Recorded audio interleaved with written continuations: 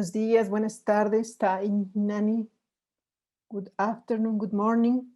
Mi nombre es Cecilia y pertenezco al pueblo mixteco de México.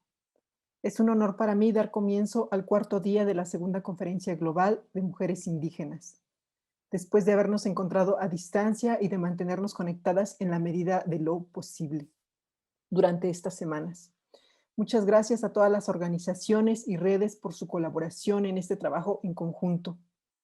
Con muchos retos, ustedes y nosotras llevamos a cabo este segundo encuentro global. Muchas gracias por sus reflexiones, sus recomendaciones, por su canto, por su lucha diaria. Como saben, es un día importante porque escucharemos la declaración final resultado de esta conferencia y otros mensajes previo a este momento. Pero no podemos dar inicio sin antes conectarnos a las energías de la vida, la energía de cada una de ustedes y de las que no pudieron conectarse. Hay que recordar que los pueblos y las mujeres indígenas somos portadoras de los conocimientos y valores ancestrales. Un elemento muy valioso en nuestras culturas es la espiritualidad. Nuestra hermana Agnes Williams ofrecerá este momento especial y las invitamos a que se unan de la mejor manera que ustedes consideren, para honrar y traer a nuestra mente a nuestras ancestras e invoquemos su luz para acompañar nuestro caminar. Permítanme, por favor, presentar a nuestra hermana Agnes brevemente. She's a Wolf Clan enrolled Cataros Seneca, who was born and grew up in Seneca Nation of Indians near Irving, New York. She lives on Seneca territory, working in Buffalo, New York, with the Indigenous Women's Initiatives, Indigenous Women's Network of Austin, Texas. Agnes is one of the founders of the Women of All Red Nations and the Indigenous Women's Networks in Austin, Texas. Currently, Agnes is the president of the Indigenous Women's Network Initiatives campaigning for Water is Life, Nuclear-Free Future, and dismantle the doctrine of discovery. Without further ado, I'd like to invite you, dear Agnes. The floor is yours.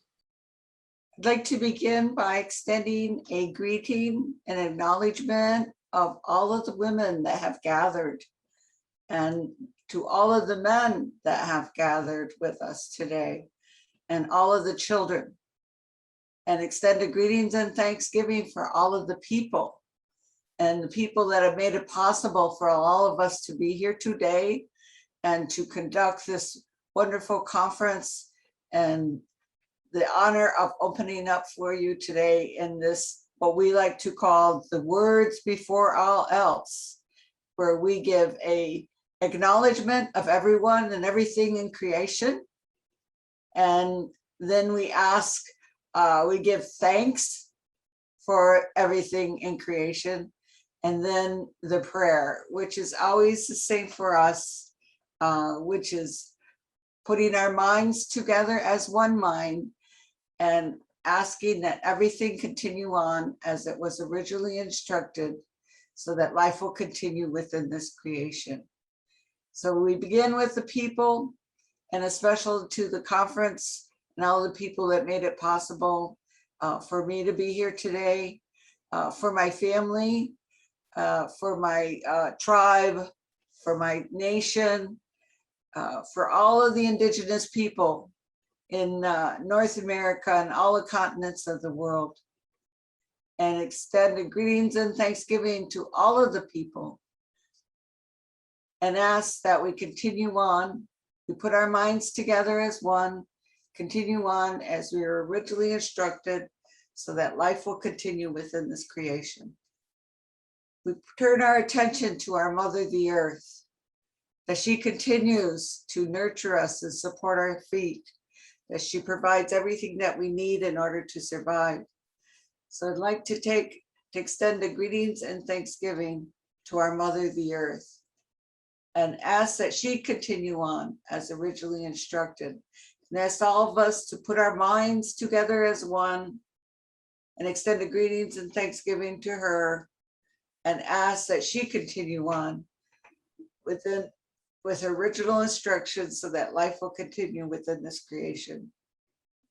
Then as we look about us, we look around us and we see all of the plants and that grow upon the earth, and especially at this time where we are in a harvest time and we're enjoying the fruits of our labors in our gardens, and extend the greetings and thanksgiving for all of the plants, and a special greetings and thanksgiving for the medicine plants, those plants that we use to help us when we become ill, that continue to take care of us.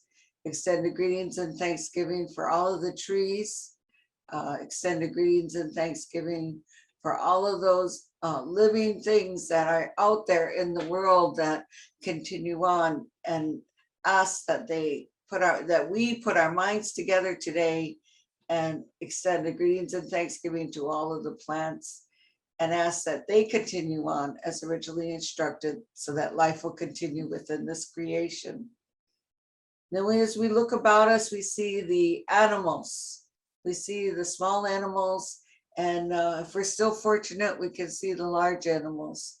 Many of us can't do that anymore because they've hidden themselves into the woods, so that we look at these animals and we extend greetings and thanksgiving to all of them and acknowledge them and all of the things that they do in order to support life and our life within this creation. So at this time, we'd like to extend the greetings and thanksgiving for all of the animals, and put our minds together as one and ask that they continue on as originally instructed so that life will continue within this creation.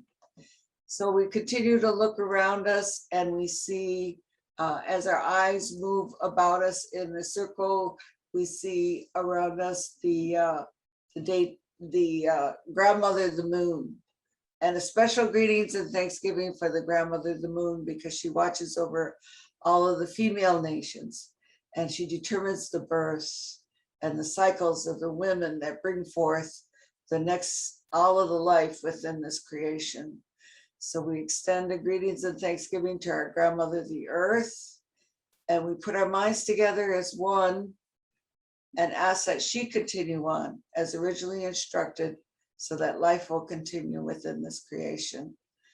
And then we go a little bit farther up into the skies and we can see the elder brother, the sun, the daytime light, who provides the energy and the sunlight for us to survive in our world. And we extend the greetings and thanksgiving to the eldest brother, the sun, and put our minds together as one and ask that he continue on as originally instructed so that life will continue within this creation. And as we move farther about, we see the star nations, and we extend the greetings and thanksgiving for all of the star nations and put our minds together as one and ask that they continue on as originally instructed so that life will continue within this creation.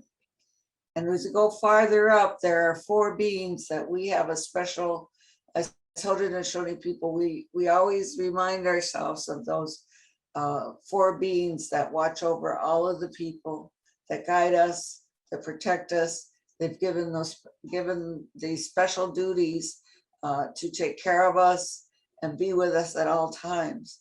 So at this time, I'd ask that we put our minds together as one and extend the greetings and thanksgiving to the 4 beings, and that ask that they continue on as they were originally instructed so that life will continue within this creation. Now, within our tradition and culture here as the Haudenosaunee and the Turtle Island, North America, we remember one of our ancestors who brought us the good message, Handsome Lake. And we'd like to extend the greetings and thanksgiving for Handsome Lake and the message that he brought our people that kept us from going extinct, that kept us growing and surviving within this creation. So at this time, I'd like to acknowledge all of the ancestors, all of those special ancestors that brought us all forward to this day to be here, and extend that greetings and thanksgiving to all of our ancestors, and ask and put our minds together as one mind and ask that they continue on as originally instructed, so that life will continue within this creation. Now, there's many things that I have left out of here. There's many things that I haven't learned yet. There's many things that I'm never going to learn. And for all of those things that I have omitted and left out here of this opening and this invocation, I'd like all of you to think of those things at this time, those things that we want to extend an acknowledgement and a greetings for, and think of those, and let us all put our minds together as one mind and extend a greetings and thanksgiving for all of those things that have not been spoken here. And finally, when we look and think about the great mystery, we extend and acknowledge the great mystery, the great spirit, God, whatever that may be in your worries, in your language. We extend that greetings and thanksgiving to the great mystery for making it all possible. Yahweh, thank you for inviting me to do this and to share our culture and tradition. And I'm wishing and hoping that we all have a great day and a great conference, and blessings to everyone. Queridas hermanas, buenos días a cada uno de ustedes, buenas noches. Quiero compartir estas palabras para ustedes. Sabemos que en medio de tantas cosas que estamos viviendo, en medio de una pandemia que nos está atravesando, también muchas veces se afloran sentimientos de tristeza, de preocupación, de nostalgia por lo que estamos atravesando, y porque muchas veces estas injusticias y las desigualdades que estamos viviendo sabemos que han sido provocadas también por los gobiernos y que nos atraviesan de una forma muy dolorosa nuestros cuerpos y nuestros espíritus. Quiero compartir que es muy importante y agradecemos estos espacios, porque son espacios en donde también nos hacen saber, nos hacemos saber que en nuestro camino por la búsqueda y conseguir la justicia para nosotras, para nuestros cuerpos, para nuestras memorias y para nuestras historias, no estamos solas. Y el día de hoy, desde acá, desde mi pueblo, también nombro a las abuelas nuestras, a las abuelas de ustedes, a sus ancestras, porque para siempre que ellas guíen nuestros caminos, para que ellas siempre guíen nuestras palabras, para que el fuego de ellas nos acompañe siempre.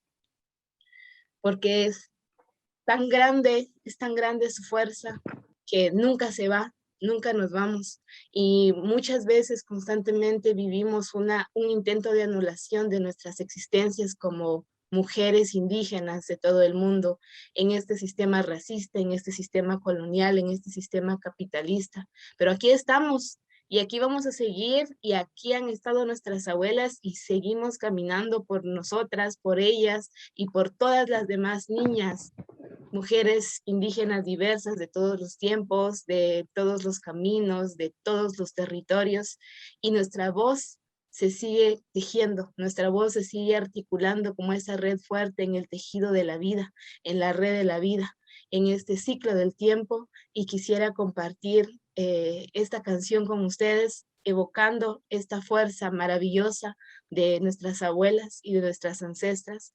Para cada una y cada uno de ustedes, sabemos que a veces a través de una pantalla pues es más difícil quizá poder sentirlo, pero desde sus lugares sientan esa energía tan grande, que nos dan nuestras abuelas, que ellas sean quienes nos guíen. Quiero compartirles esta canción que se llama Ishoki, que significa mujeres para ustedes.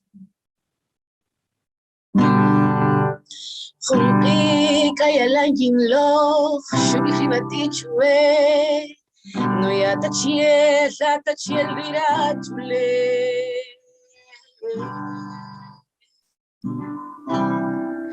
Atachiel viratule.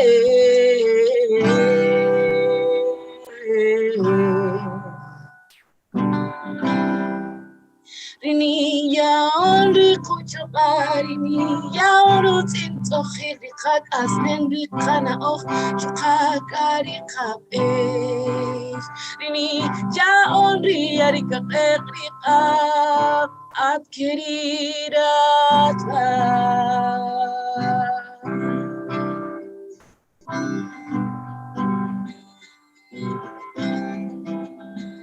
at querida paz, nombre akifat.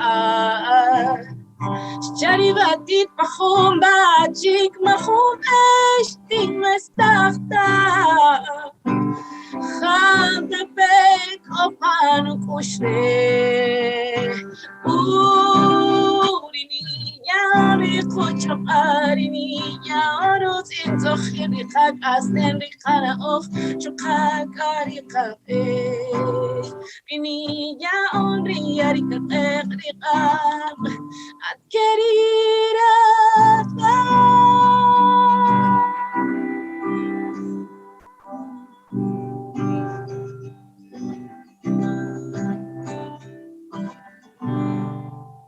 Cada paso que doy me acerca a mis hermanas, a la igualdad soñada, merecida y trabajada. Cada paso que doy deja una huella sutil, un camino que puede seguir, un destino.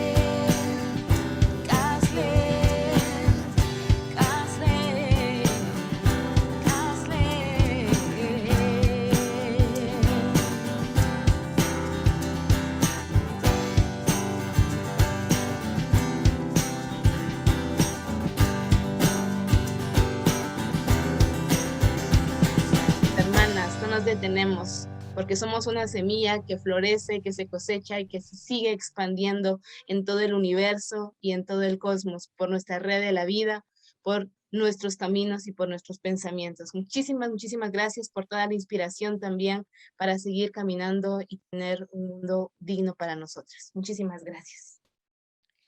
Gracias, querida Sara, Maltiosh Chiwe, Maltiosh Chawe, Nimlahali.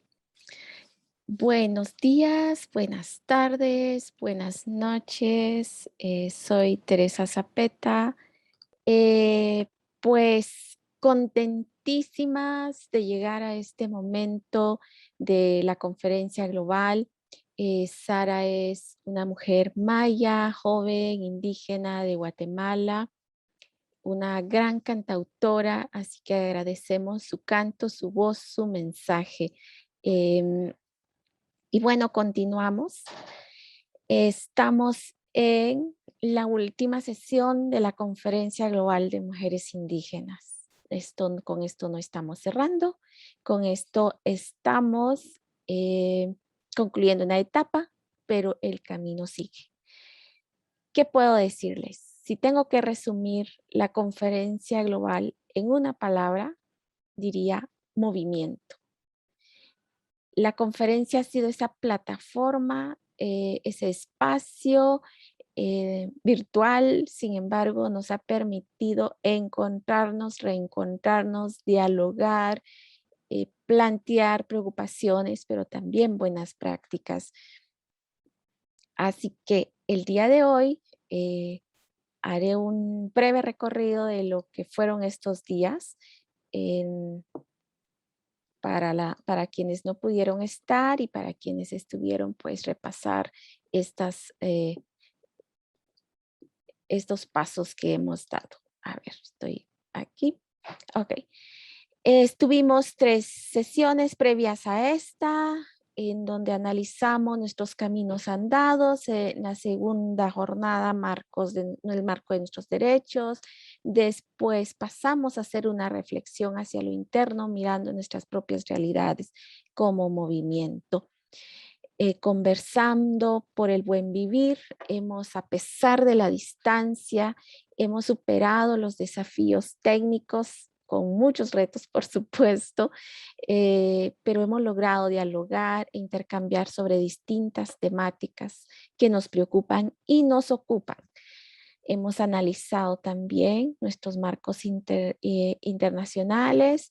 Importantísimo el diálogo intergeneracional desde nuestras diversidades como mujeres indígenas de distintas regiones. Y bueno, en ese camino estamos. Nos hemos convocado alrededor de 640 mujeres indígenas quienes llenaron su registro. Sin embargo, pues a esto se fueron sumando a lo largo de estas 4 semanas varias compañeras y también personas observadoras, observadores. Estuvimos presentes durante estas 4 semanas, 71 países. Pudimos dialogar en inglés, en francés, en ruso, en español, pero también en varios idiomas indígenas en donde las compañeras se reunieron y pudieron preparar sus traducciones a los idiomas locales. Esto fue muy, muy, muy valioso. Hemos incorporado el lenguaje de señas en algunas sesiones, todo un reto a decir, estamos aprendiendo, pero estamos dando esos pasos firmes. En nuestros espacios de concertación durante estos días se resumen en 7 plenarias, 11 sesiones de paneles y conversatorios, 24 sesiones paralelas interactivas, todas organizadas por mujeres indígenas. Tuvimos 12 grupos de trabajo, un seminario web específico sobre el poder de las mujeres indígenas, el poder de resiliencia ante una vida libre, para una vida libre de violencias. Tuvimos reuniones preparatorias, presenciales, virtuales desde el 2019. No hemos parado a pesar de la pandemia. Hemos tenido una plataforma aún con sus retos, pero un espacio virtual para intercambiar experiencias. Las organizaciones, principalmente las redes, han preparado cantidad de materiales audiovisuales para visibilizar todo el trabajo. ¿Qué sigue? Hoy estamos presentando nuestra declaración política que adoptaremos el día de hoy. Ha tenido un largo proceso preparatorio que en su momento se les compartirá. Después de esto, con la base de nuestra declaración, diseñaremos nuestra agenda global que nos permitirá impulsar esos compromisos de las distintas instancias, pero también los compromisos nuestros como movimiento de mujeres, movimiento de pueblos y movimiento de mujeres. Seguiremos con las reuniones de trabajo con las redes, las organizaciones, con las tareas de incidencia con tomadores de decisión.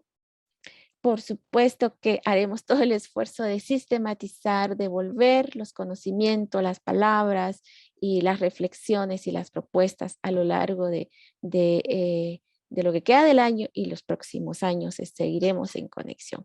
Así es como hemos llegado a este momento y súper contenta de estar acá nuevamente. Me quedo con esa palabra, movimiento, eso es lo que hemos hecho.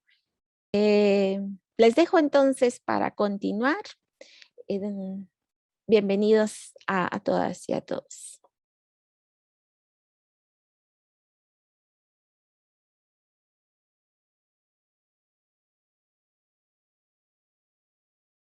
Hello, my name is Laila Labba. I'm a 26-year-old Sami woman that lives in Norway. It was such an honor to be asked to create a logo for such an important conference. It was important for me when I made the logo to show that us indigenous women are united and working towards a common goal of protecting our people and planet. And now that the conference is going on, I'm so happy to see the logo in use and see it along with the beautiful illustrations of the conference material.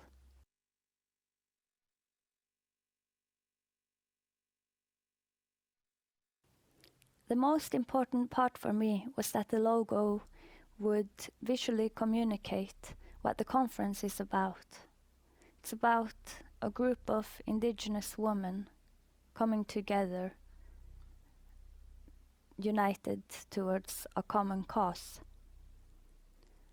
And the skin, hair and dresses have different colors to show that the women are from different parts of the world, while the diamond shapes is to show that the women are indigenous, because the diamond shapes are often seen across different indigenous peoples in their traditional clothes. And to illustrate unity and sisterhood, the three different women are holding hands and the dresses are blending together, the colors where they overlap. It started with an idea phase where I was first just drawing sketches on paper, and once I was happy with one of the ideas, I made it digitally with slight variations on details and colors. And then I discussed with the International Indigenous Women's Forum on what worked best, and the finished logo is what we agreed upon. Hello, good morning. I would like to go ahead and begin the discussion this morning. It's a beautiful, blessed morning here right now in my homeland, and I want to extend a greetings to all my Indigenous sisters joining us today. Welcome to the second World Conference of Indigenous Women Together for the Well-Being and Mother Earth. This theme and concept of this conference is timely and represent the divine connection that we as Indigenous people maintain, identifying our own well-being with that of Mother Earth. I want to acknowledge that right now in my homeland, our young women are in ceremony honoring our first women, changing women, and the cycles of change in our girls and Mother Earth. I'm co-coordinator with Rosalie of the North Region, US, of the Continental Network of Indigenous Women of the Americas, or ECMIA. And I'm also an alumni of FEMI, the Indigenous Women's Leadership School of 2018. So first, I will introduce our first speaker, Ikal Anjale, environmental hero from Friends of Lake Turkana, Kenya, Africa.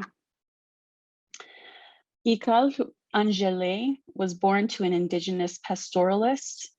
Ikal Anjale was raised to understand the conflicts between the communities fighting for water and pasture and for survival. This was for communities bordering Turkana within Kenya and across the borders. Years later, she found out about the construction of another proposed massive dam project in Lake Turkana. Anjali felt a deep responsibility and used her local and global knowledge to build awareness among her community and across other communities depending on Lake Turkana, building collective efforts to stop the project. So in 2009, she and the community started to call out against destructive projects on the Omo River. In 2011, to have a framework for institutional engagement and mobilize the community into taking action. She formally registered Friends of Lake Turkana for her continued effort to stop the Jibe 3 dam. Anjali was awarded the Goldman Environmental Prize in 2012. Hikal, could you share a short life story of you telling the importance of working in collectivity for the full accomplishment of Indigenous women's human rights and the protection of Mother Earth? Thank you, sisters. Good afternoon, good morning, good evening, good night to many of you. Thank you to the translators and the sign language. The visual of the sign language is quite interactive, so thank you very much. Ejokadang, that is the greeting in my mother tongue from the Ataker women and the Ataker people. I don't know how to answer that question about the life story, but I think my life journey itself basically tells, shows the need for collective efforts and where women really are at the center of the struggle for resources, for, making the earth work for us. Women, we were all born out of women, and many of us have birthed children. So just the whole idea that bringing something to being is is really what women do and have continued to do. As a child growing up, I saw a lot of conflict in my community. I come from a pastoralist community where the struggle for water and pasture is the everyday struggle for people. And it's mainly, we migrate searching for water and pasture. But while migrating, we've seen an increase in scarcity of the water, scarcity of pasture. And through that, conflict continues to exacerbate. Just a few minutes ago, I said the irony of it all is there are very few within the pastoralist community, within my community, you cannot find one man who has lost 3 wives to conflict. But it is normal to find one woman who has lost 3 husbands to conflict. So the burden of conflict has always been on the woman. And I kept seeing it, and I could see, the men would run, but the women would be left with the homestead, or, the men would be moving for water and pasture, and the women would be left behind. And sometimes they would be the victims of the conflict. Again, it was a constant thing, growing up. As I grew up, and I was very fortunate to go to school, I again would hear all these issues about the struggle and the fight for resources. It was, resonating. And more as I came in, the conflict, was narrated by the men, but then the impact was really of the women.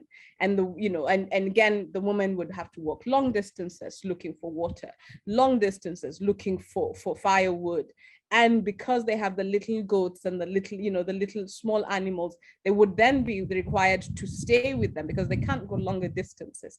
If you saw during the migration, the men would walk just with the animals, and the women would carry the burden of carrying the entire household to move.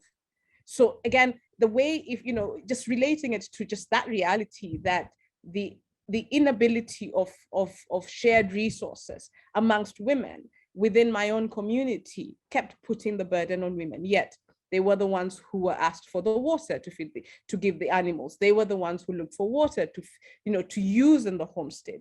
And they were the ones looking for food to feed the families. So again, that burden. As I grew up and I was able to travel, I saw the same within other Indigenous women within this country, just within Kenya.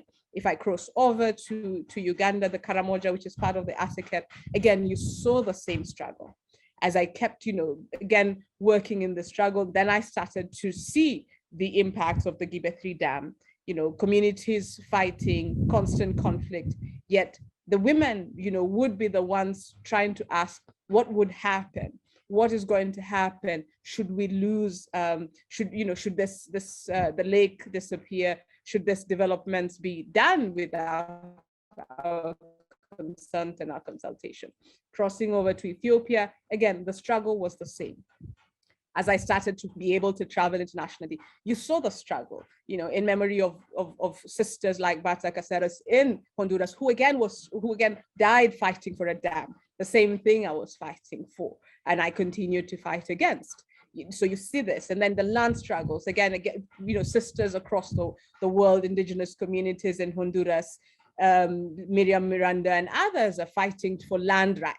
Again, it's women at the front line. It's things that we are struggling for here. And you see this, the struggles across the world. You go to India, you go to Mexico, you go to different parts of this globe, you go to Chad, you see the struggle for, for a life that just, a decent life. It is not fighting against the project, but it is a fight for just to be able to live within our lands and territories, to be able to breathe clean air, to be able to access water without somebody blocking the water. Because this fight, this fight for survival, the burden, is borne by the women, because we started to see that the men would easily, yes, the struggle is for all of us as indigenous people, but the men could easily leave and go and get employed as low casual labor. But women had no choice. They had the families. We always have to stay behind and take care of our families. So the real struggle for securing land and territories for indigenous communities is left with the women. And as I've kept looking at this, the geographies are different, but the struggles are the same. And indigenous women are not only the victims of the destruction of nature and of Mother Earth, they are also the front lines. They are on the front lines of fighting this. And so again, because we are living and working in an ecosystem that is patriarchal, it is capitalist, and it is colonial. And so because we are trying to say, listen to us, we have our traditional knowledge on how development can happen, not for us, but with us. And in that way, we've got to be able to say, how do we bring all this, all these different voices together? And that's why for me, my life itself, my interaction, my privileges of being able to meet many of you out here and continue to engage with many of you through such media starts to really highlight the importance of that collective women's voices, collective efforts of, joining the voices, but also amplifying each other's struggles, because it is only through our collective efforts that we continue to say this. What I've done and the achievements I have made, and I do not call myself an environmental hero, the achievements I have made has been on the backs of very many indigenous women, local and international. The struggles of others, and the women I have mentioned and others I have not mentioned are the ones who've kept me going and have been able to really inform the efforts that I have engaged in, and I continue to engage in, because it is only through our collective, because it works for us to be divided, but our collective learning from is really what is going to help, push for the indigenous women's collective efforts. Thank you, dear sister, for speaking just to the notion that indigenous women are the first witnesses of the unbalance in the world, and specifically as the first victims. I think you also raise a really great point about indigenous women asking the questions and bearing the burdens and looking for solutions. So I think I'm very grateful that you shared about how, we really are the ones who are, we're the experts about, what the issues are and what the solution should be. So thank you very much. Next, I will introduce Maria Luz Dari Uribe, and her indigenous name is Dia Karabu Humuri Nieko. Baptized as Maria Luz Dari Uribe, she is governor of the Tubu Humurimasa people in Bogota. She has a degree in child pedagogy. She is a member of the District Council of Indigenous Women in Bogota. from the San Gerardo del Paca community in the department of Mitu Valpez. She was displaced and a victim of the armed conflict in 1998. She is part of the Advisory Council of Indigenous Peoples of Decree 612 of 2015 in Bogota, as well as the Indigenous Peoples Victims Committee of Decree 512 of 2019 in the city of Bogota. She works with Indigenous peoples settled in the city of Bogota in early childhood education, which is very important. We know that those early years are the most important years in a person's life. So thank you very much, Dia Carabu, for being here. From your experience, what do you recommend that we can do to overcome discrimination and machismo? And what gives you strength or what nourishes you to continue the struggle for the well-being in Mother Earth? And also just want to go back and identify that discrimination and machismo as the patriarchy. So thank you very much, Dia Carabu. Nitimusa, makatimusa, jeni dia karatu minyakonia, añosa, añosa. Dakoto, Bogotá, ni Colombia, ni añosa. Buenos días, buenas tardes, buenas noches a todas las personas que nos están escuchando, viendo. Gracias por esta invitación. Mi nombre es María Luz Dari Uribe Sierra, soy de la comunidad Tubum y Mazán, de la comunidad San Gerardo del Paca, Colombia, del departamento de Mitu Valpez. Soy indígena. Actualmente soy gobernadora del Cabildo Tubum y Mazán en el contexto Ciudad Bogotá, Colombia. Gracias. ¿Cómo vamos a manejar como indígenas, mujeres? Bien lo han dicho las compañeras, somos mujeres dadoras de vida, sabedoras, creadoras. Todo lo que tiene que ver con la creación del universo, damos la leche materna, de que puedan vivir, crecer, conocer, aprender. De eso, ¿cómo vamos a hacer en este contexto, en este actual, en ese cambio, esa evolución de este universo, de este cambio de los seres humanos?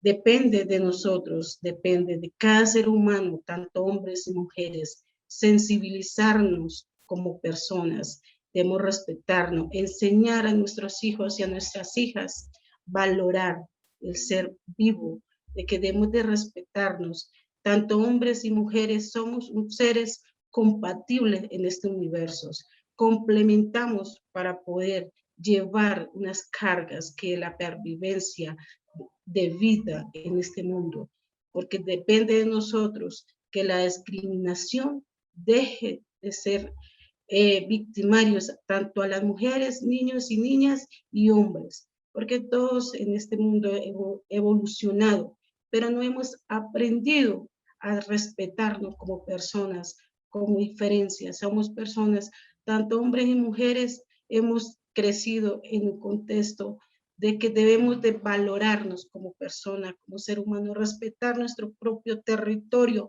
que es el cuerpo, el primer territorio que debemos de consagrar, cuidar, valorar. Eso es sensibilización ante todos, a los niños y niñas de nuestros tiempos, de nuestras generaciones. Para poder que el machismo va en la base, la familia, la comunidad. La comunidad social debe de sensibilizar a que debemos ser seres dependientes de todo lo que tiene que ver, porque somos un conjunto de seres vivos que debemos de convivir en una sociedad y debemos de sobrellevar para poder tener una sociedad más valorativa como seres humanos. Respetarnos mutuamente va en la base, la familia.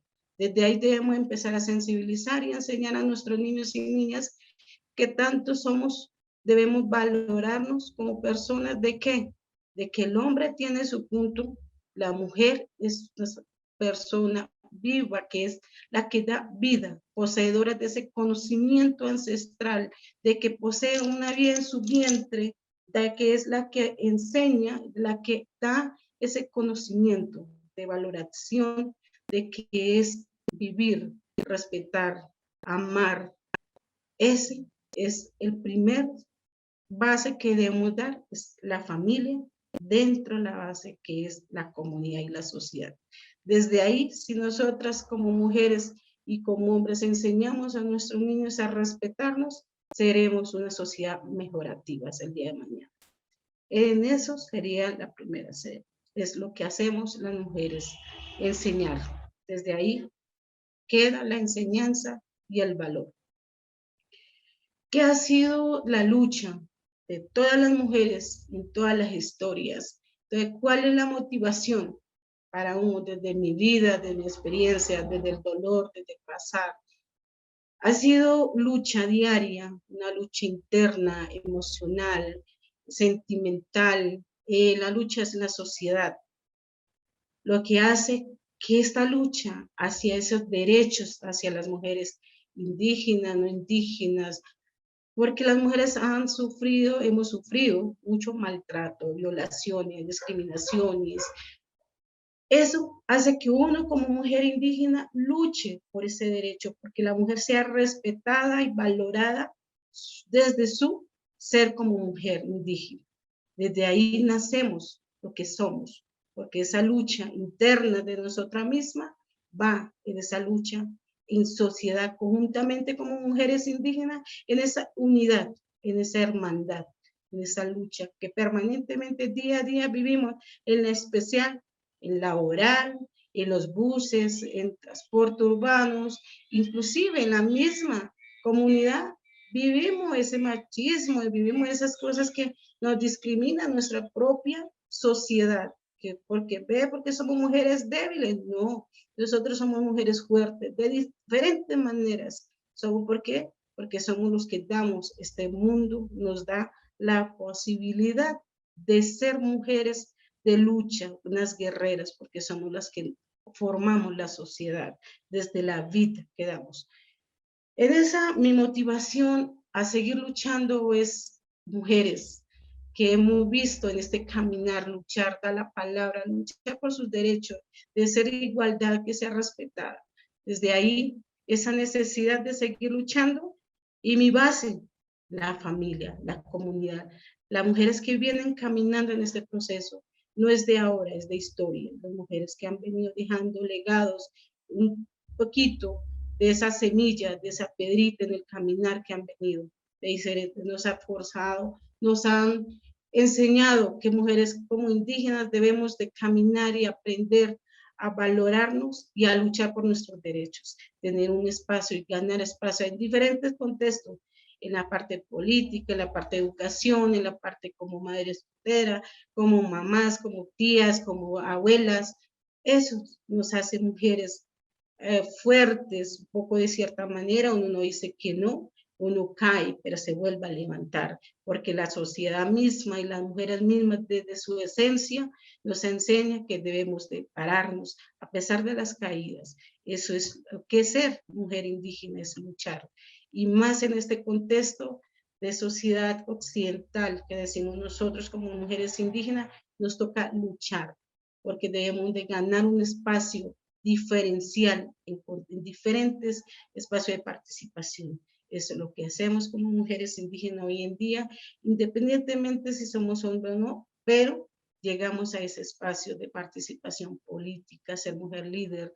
No es fácil en mundo de hombres. Es un proceso que debemos venir caminando poco a poco y hemos ganado espacio en diferentes contextos, en diferentes ciudades, en diferentes pueblos, en diferentes departamentos. La lucha de la mujer sigue y continuará. No somos, solo somos un pedacito de mujeres que venimos caminando y estamos dejando una semilla en cada caminar. Eso es lo que hacemos las mujeres y eso es, le invito y a todas las mujeres en esa lucha seguiremos y seguimos. La unidad de mujeres hará que este mundo mejore. Depende de nosotros como seres humanos, depende en sí la sociedad, que todo pueda complementarse. Ese pensamiento, ese conocimiento y esa sabiduría que se una en un solo pensamiento, en una sola formación, que es respetarnos. Eso es lo que puedo decir como mujer indígena, como mujer tubú, que he venido caminando en este contexto desde mi territorio, un caminar y también un aprendizaje en la lucha porque venimos de una violencia, una forma digamos, hay muchas formas de ser víctima en esta ciudad, en esta forma. Hasta la forma de hablar, como se dieron cuenta, hasta el lenguaje, hasta el idioma propio, es visto como algo diferente, porque la sociedad no conoce que los pueblos indígenas, las mujeres indígenas existimos y estamos aquí presentes en este mundo y en este momento. Por eso Tubú, Humor y Mazá son los hijos del tiempo y el espacio. Quiero agradecerles a todas las hermanas que han estado exponiendo desde el punto de su conocimiento, de esa transmisión, de esa sabiduría, de esa transmisión, de ese conocimiento, desde su música, porque eso es lo que somos las mujeres indígenas y los pueblos indígenas, somos vida en todo lo que tiene que ver, unido con lo que es la tierra, el agua, el aire, todo en una sola cosa. Eso es, en una sola canoa podemos caminar. Gracias a todos, gracias por este espacio, gracias a todas las personas que están en este momento escuchándonos, a la que esta intervención hace un poco de conocimiento desde mi caminar como mujer indígena, como caminar como aprendiz de este proceso político, como líder indígena en un contexto complicado, complejo. Ha sido también y agradecer a todos por esta invitación. Muchísimas gracias. Año Museo. Feliz días y feliz noches y feliz tardes a todos. Many thanks to you, Dia Karabu. I want to reiterate your message for Indigenous women, not to resist the struggle, but to use that energy of the struggle for motivation and motion in our livelihood, building the world we want for our children. And yes, women are so strong. Recognizing the language and the violence within the language is very important. So I would ask everyone, please, let's not forget this important message. So next, I will introduce Joy Pata. She holds a master's degree in social work with a specialization in public health from the Tata Institute of Social Sciences, Mumbai. She is currently working as a mental health program coordinator with the objective of making mental health care accessible to Indigenous communities within the existing healthcare system in her state. She also serves as a secretary of Grassroots, an Indigenous people's rights organization working in the field of gender, culture, livelihood, and entrepreneurship in Meghalaya, India. She also received a grant for her advocacy plan entitled Awakening Our Roots by the International Indigenous Women's Forum through her participation in the Global Leadership School in 2019. Joy has also represented Indigenous peoples organizations at the 18th session of UN, the Permanent Forum of Indigenous Issues 2019 in New York. Joy Pata is a Khasi woman from Meghalaya, India. Joy, the question for you is, what is the most significant achievement that encourages you to continue on the path of defending and promoting the rights of Indigenous women, youth, and girls? Thank you, John D, for your question, and a very warm greetings to all my Indigenous sisters and all our allies, and a big thank you to FEME for gathering all of us here today for the last day of the Second World Conference. For me, what encourages me to continue in the path of defending the rights of Indigenous women, youth, and girls is my everyday experiences as an Indigenous woman myself. I live with Indigenous communities. I belong to the Khasi tribe in Meghalaya, and just seeing and learning about or just hearing stories of everyday experiences of the Indigenous peoples here is what actually encourages me to continue on this path.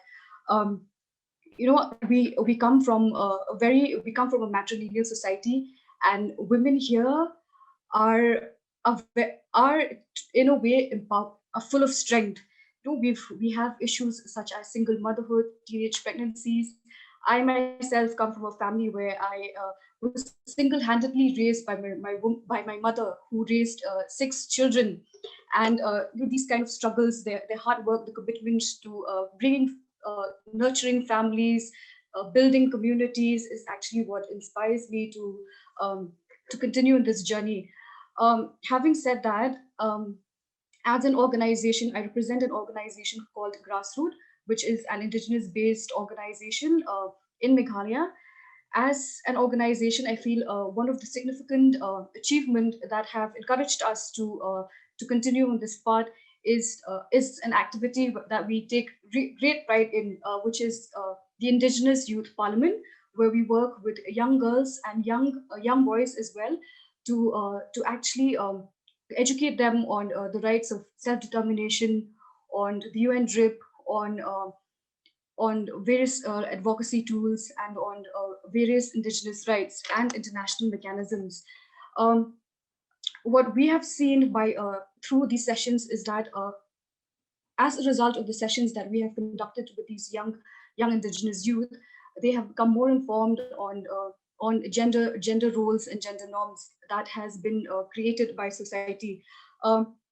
We, like I said before, we are a matrilineal society, but we have never had a woman chief minister heading the state.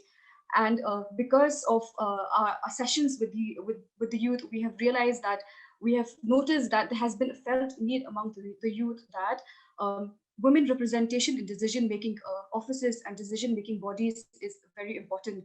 And in order to create that space for women, we have also our sessions on gender have also created that mindset amongst the young men in our community that in order to let women have a space in public places, responsibilities at home must be divided too, so that the woman can go out and participate in public forums.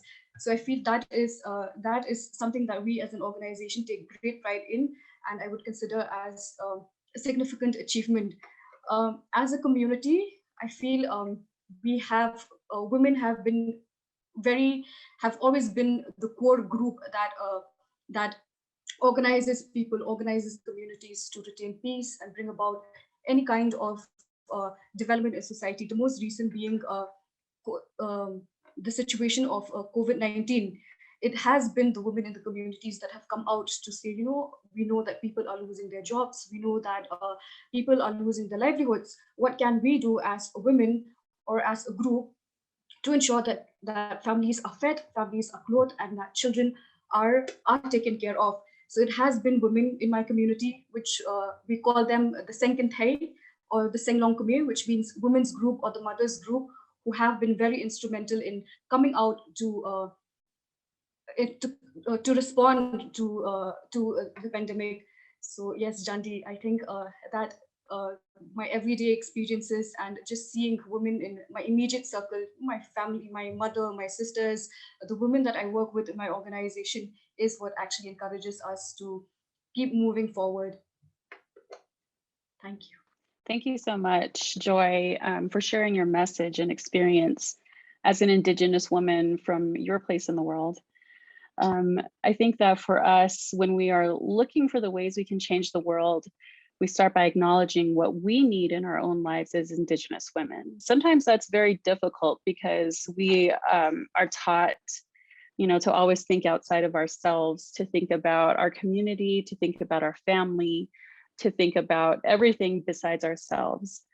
But we also must trust that intuition that we have, because more than likely, if there's a need that we are experiencing as Indigenous women, there are probably many other Indigenous women also facing the same conflicts and have the same needs.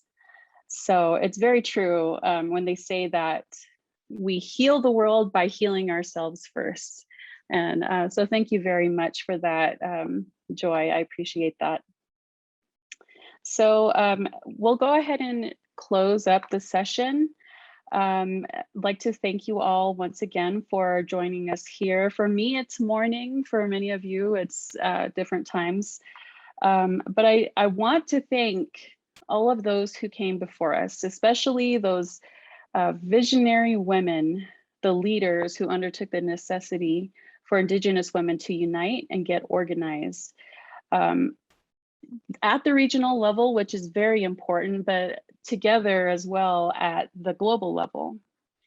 I think it's fantastic to see that the next generation will pick up the work and take the vision further for us and also for our ancestors.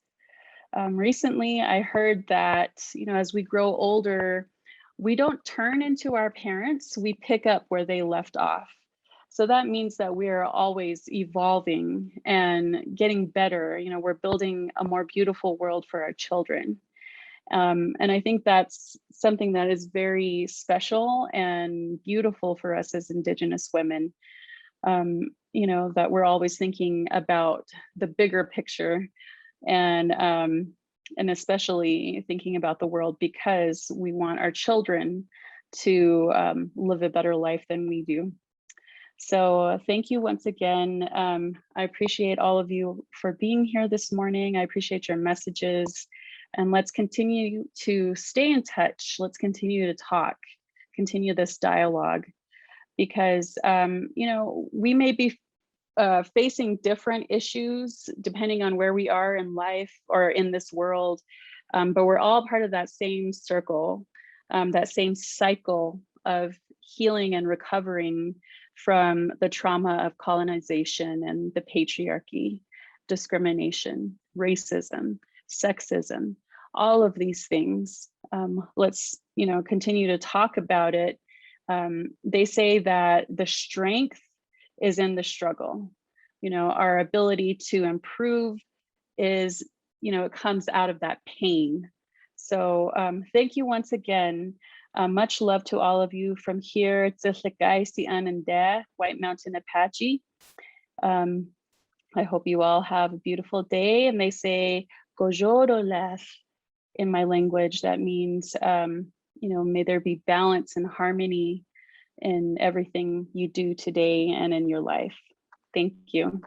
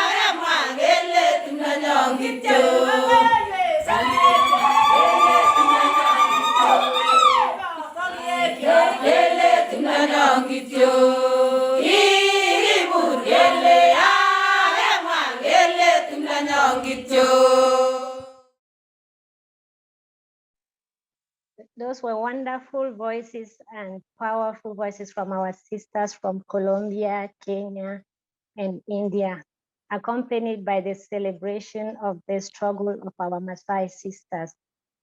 This collective strength requires strong alliances and partnership. For this, we would like to welcome Mr. Luis Elizondo Beldam from the Mission of Mexico to the United Nations and chair of the Group of Friends of Indigenous People, who will deliver a solidarity message. Mr. Luis, over to you. Muy buenos días a todas y a todos. Saludos afectuosos desde el corazón, desde Nueva York. Es un honor para la Misión de México ante las Naciones Unidas participar en este segmento de cierre de la segunda Conferencia Global de Mujeres Indígenas.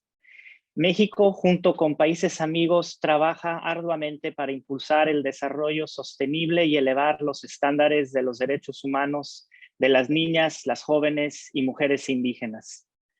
Las niñas y las mujeres indígenas constituyen un pilar básico de sus comunidades.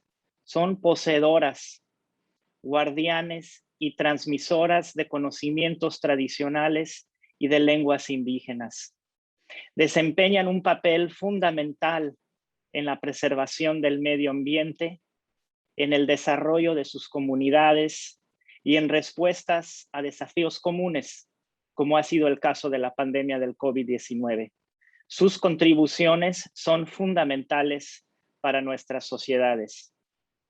No obstante, las niñas y mujeres indígenas continúan enfrentando muchos retos, como la exclusión y marginalización, la pobreza, formas múltiples e interseccionales de discriminación y de violencia, y la falta de acceso a la justicia o a oportunidades educativas en condiciones de igualdad. La participación plena y efectiva de las mujeres indígenas en la economía y en los procesos de toma de decisiones sigue siendo una asignatura pendiente. Encuentros como la Conferencia Global de Mujeres Indígenas son de suma importancia para el intercambio de experiencias, mejores prácticas e ideas innovadoras para avanzar los derechos de las niñas y mujeres indígenas.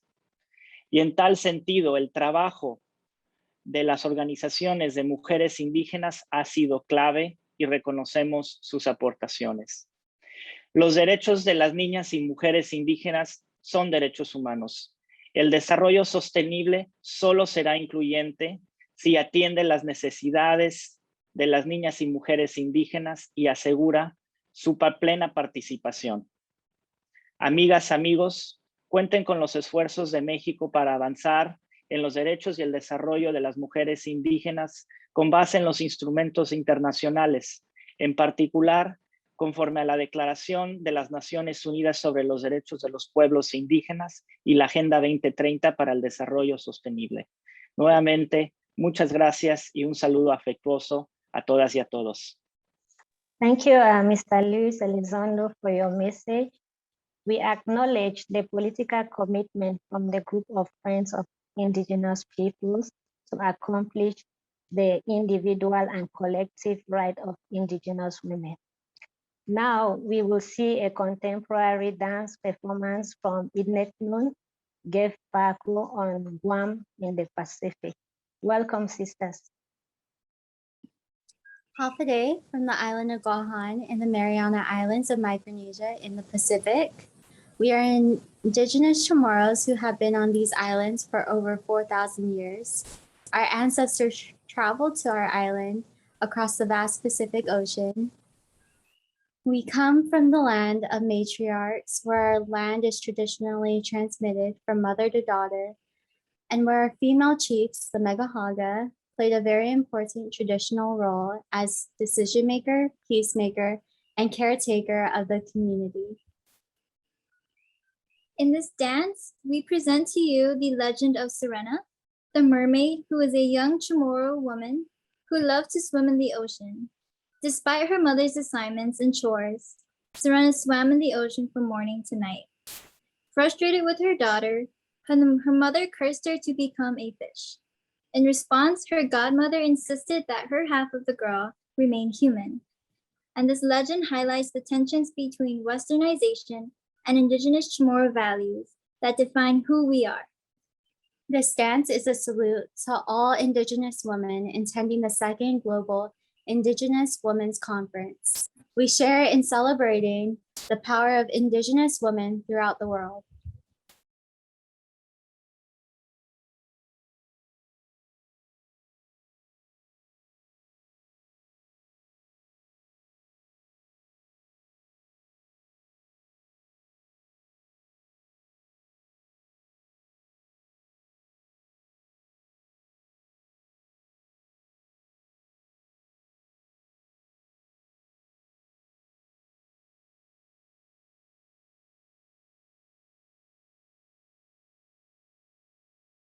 Sisi Reina,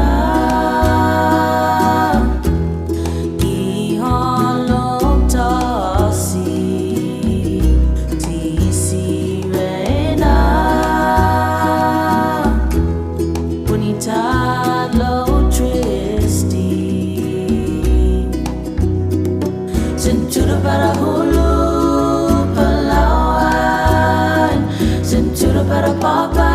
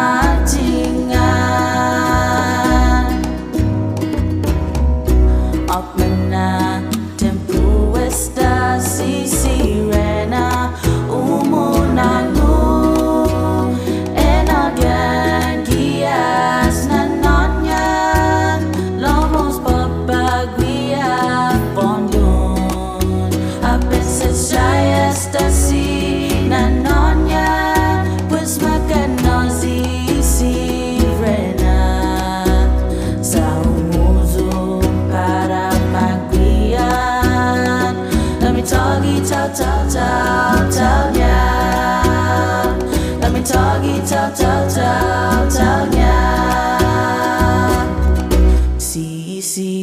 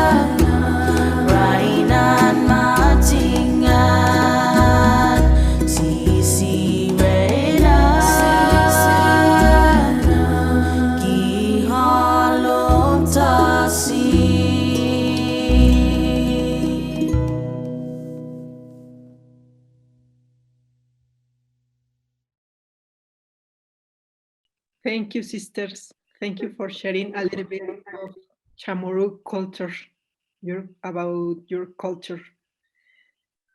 I'd like to introduce you a mentor for us, Miss Lucy Mulenki, FIMI Vice President. She belongs to Maasai peoples from Kenya, co-founder of the Indigenous Women's Biodiversity Network, along with Florina Lopez from Panama, one of the founder members of the African Indigenous Women's Organization, IWO, and the International Indigenous Women's Forum, FIMI.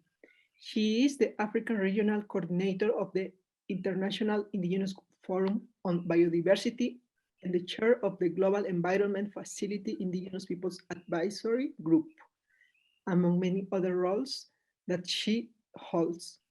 I like to kindly invite you to share with us the political process of the declaration. Thank you very much, Cecilia, for introducing me. And thank you, everyone. And my special thanks and greetings to our senior sister, Mililani Task. I'm so happy to see her here.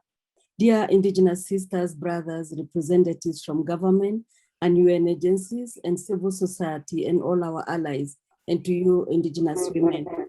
Today, after a full month of sharing and discussing different topics in our second conference with the theme, Together for Well-Being and Mother Earth. With this theme, we started the historic Second World Conference of Indigenous Women on 12 August 2021, after 8 years of the World Conference of Indigenous Women that was held in Lima, Peru in 2013. Today, we are witnessing the last day of the conference, where we will be collectively adopting the global political declaration of Indigenous women. And already with the speakers that have already spoke, some of our issues that we really emphasize already came out and have been really reflected in the declaration. I would like to share some of the important part of the processes which holds immense value for this achievement.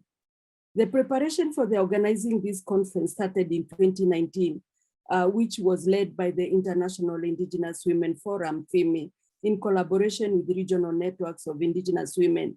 Regional consultation meetings were held in Asia, Africa, and the Americas.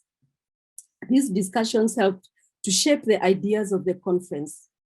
Besides, as part of the process, we had the opportunity to count with a content and methodology committee confirmed by Indigenous women leaders and activists who provided support in shaping and designing the agenda and methodology of the conference.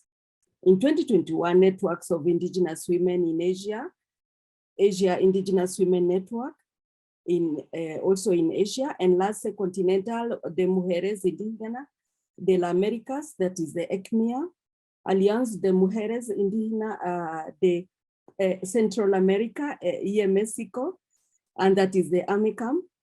In North America, that's both in the Central America and in Latin America also. And then we had and that included the Caribbean also. I don't want to leave them out.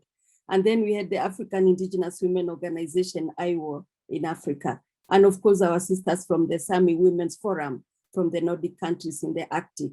And the National Aboriginal and Torres Strait Islanders Women's Alliance, NETSIWA, in the Pacific region.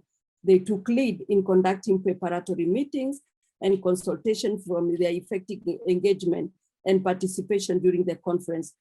The other important thing that I wanted to add on that while they are muting the person speaking is that the whole discussion also had come from the ground level, at the grassroots level, and it went up to this regional organization, as I had already mentioned them. They consulted quite widely at all levels, which is very important.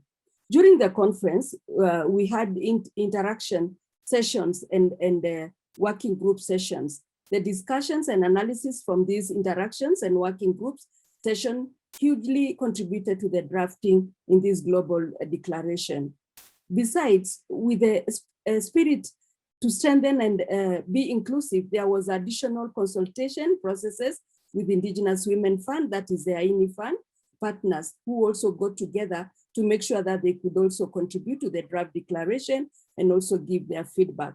Also, the organizers made a conscious effort to ensure the effective engagement or participation of Indigenous women with disability in the conference. And this was very, very important. In this process, Indigenous women with disability, organizations and representatives were invited to join the opening and plenary sessions to share their powerful message.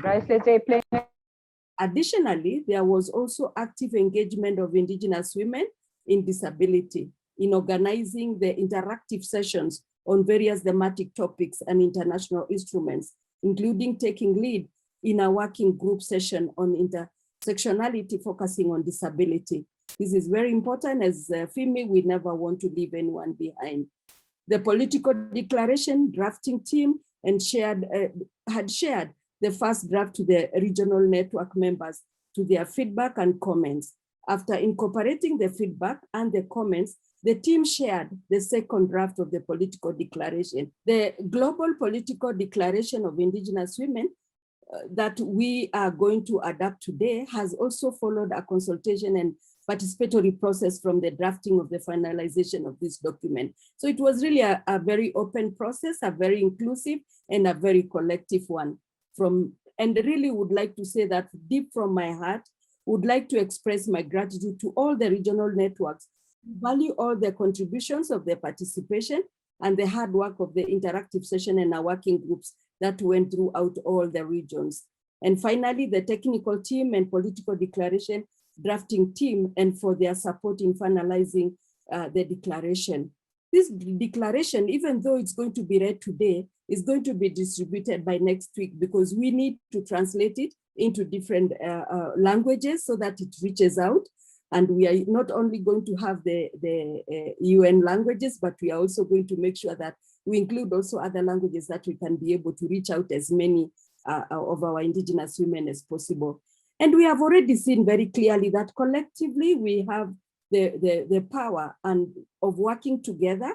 We can do a lot indeed, and we really need to continue the same spirit that we have seen in this second conference. And it is really our appreciation that it all has been well, and we had quite a number of participation, which indeed, thanks to the virtual meeting that we are able to all of us attend. Thank you, and let's hear what the declaration contains, and then we can be able to have it distributed next week. Thank you very much. Thank you, Lucy. Bien, siguiendo con la agenda, corresponde a Juliette Rusavica Nanga de Aiwo, quien va a leer la declaración en francés, y continuamos con las siguientes, como han ya recibido la información por mis compañeras. Gracias. Déclaration politique mondiale des femmes autochtones. Nous sommes plus de 500 femmes autochtones originaires de cette région socio-culturelle du monde, issues de milieux différents, notamment des aînés et des jeunes, des habitantes des villes et des campagnes, des détentrices des savoirs et des guérisseuses, des femmes autochtones handicapées, des militantes et des artistes, des membres de la communauté LGBTQ, les femmes autochtones travaillant au sein des gouvernements et des organismes des Nations Unies, ainsi que les observatrices de divers groupes et soutiens. Nous sommes réunis ainsi que les observatrices de divers groupes de soutien. Nous sommes réunis à l'occasion de la deuxième conférence mondiale des femmes autochtones intitulée Ensemble pour le bien-être et la terre-mère, qui s'est déroulée du 12 août au 2 septembre 2021.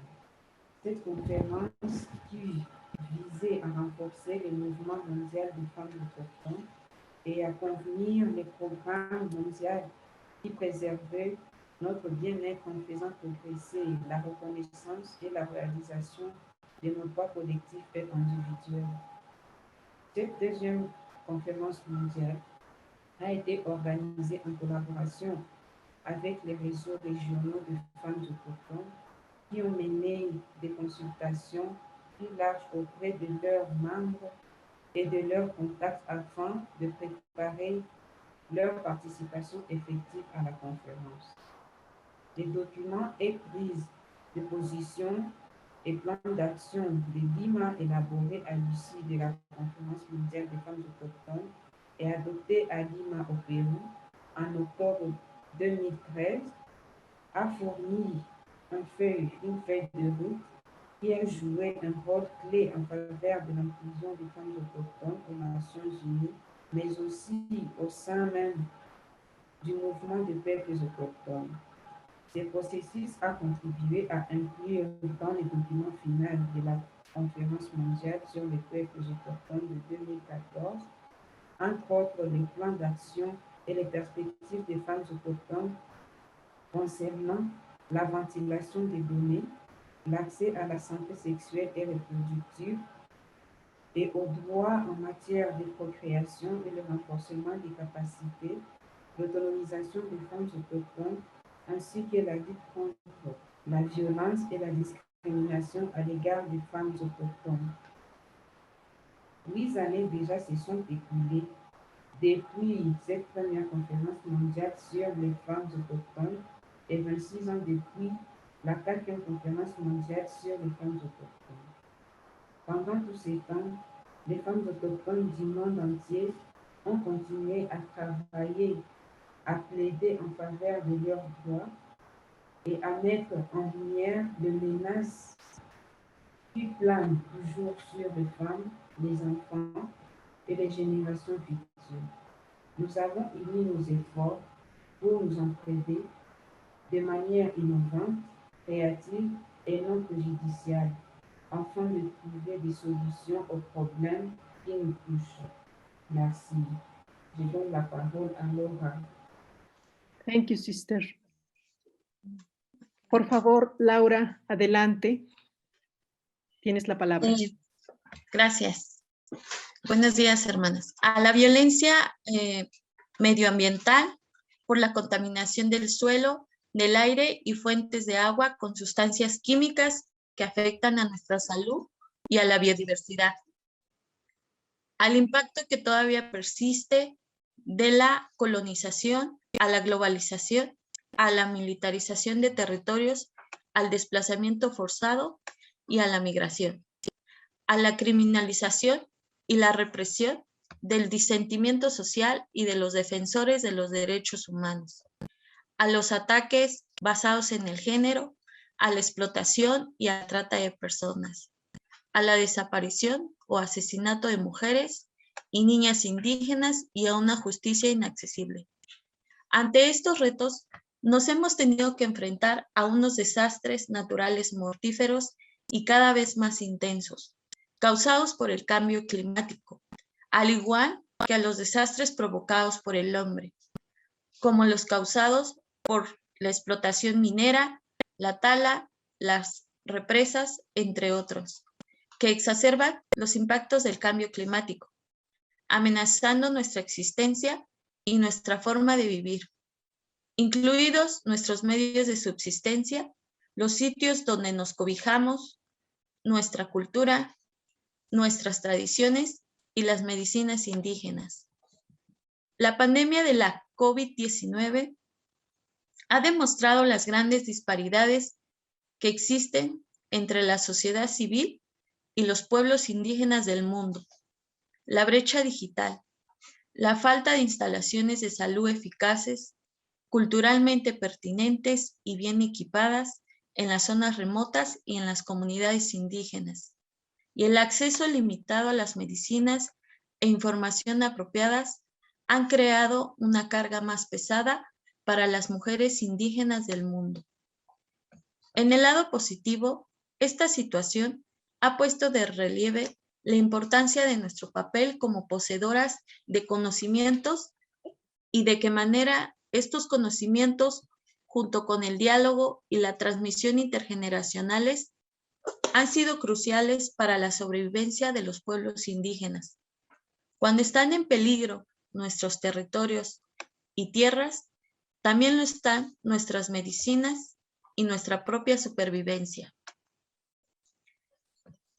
Nos es importante expresar nuestra inquietud por la infiltración o el acaparamiento empresarial a través de la formación de alianzas y otros mecanismos, entre las empresas y los órganos, organismos y mecanismos de Naciones Unidas, lo cual socava los derechos de los pueblos indígenas, sobre todo los de las mujeres y niñas indígenas, y no refleja una participación equitativa en estos espacios, en los que se forman políticas y se toman decisiones. El efecto cumulativo evidente de estas cuestiones nos aleja del cumplimiento de la Declaración y Plataforma de Acción de Beijing y de cada uno de los Objetivos de Desarrollo Sostenible de la Agenda 2030, con su propósito principal de no dejar a nadie atrás. Afirmamos nuestros derechos a la libre determinación y a la igualdad de acceso a los recursos y las oportunidades. Refrendamos el principio de nada sobre nosotras y nosotras, particularmente dentro del marco del próximo decenio de las lenguas indígenas, 2022-2032. Gracias, le doy la bienvenida y le cedo la palabra a la hermana Eleonor. As Indigenous women, we present the following recommendations. We encourage member states, UN agencies, and mechanisms to ensure the effective implementation of the UN Declaration of the Rights of Indigenous Peoples, the UN Convention on the Rights of Persons with Disabilities, the ILO Convention 169, the Beijing Declaration and Platform for Action, and the Convention on the Elimination of All Forms of Discrimination Against Women.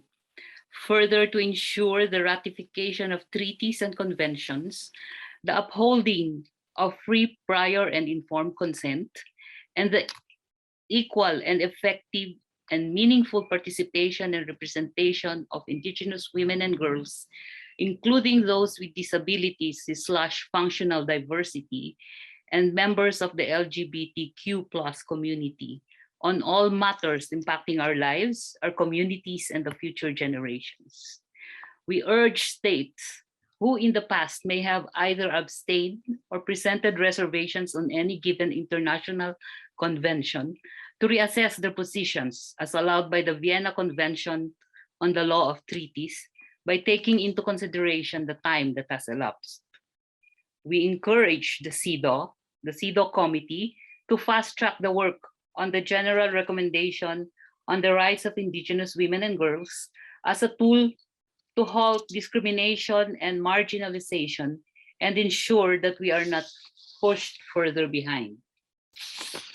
We highly value the historic success of the Generation Equality Forum in obtaining more than $40 billion in financial commitments from UN member states, other institutions, and the private sector to advance the attainment of gender equality throughout the globe.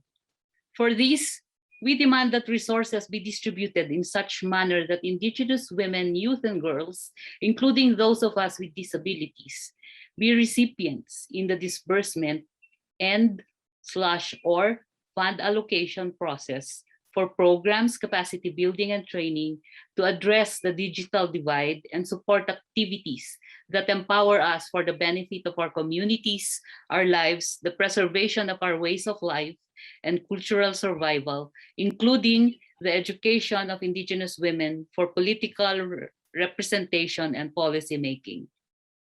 We further call for a power shift, where paternalistic approach be replaced by one of equitable collaboration between states, the United Nations bodies, mechanisms and agencies, other stakeholders, donors, with Indigenous women's organizations, Indigenous mixed organizations, and Indigenous people's self-governance structures, and by funding programs based on the needs expressed by the particular communities in order to ensure the advancement of the social, cultural, and economic development of Indigenous women and girls.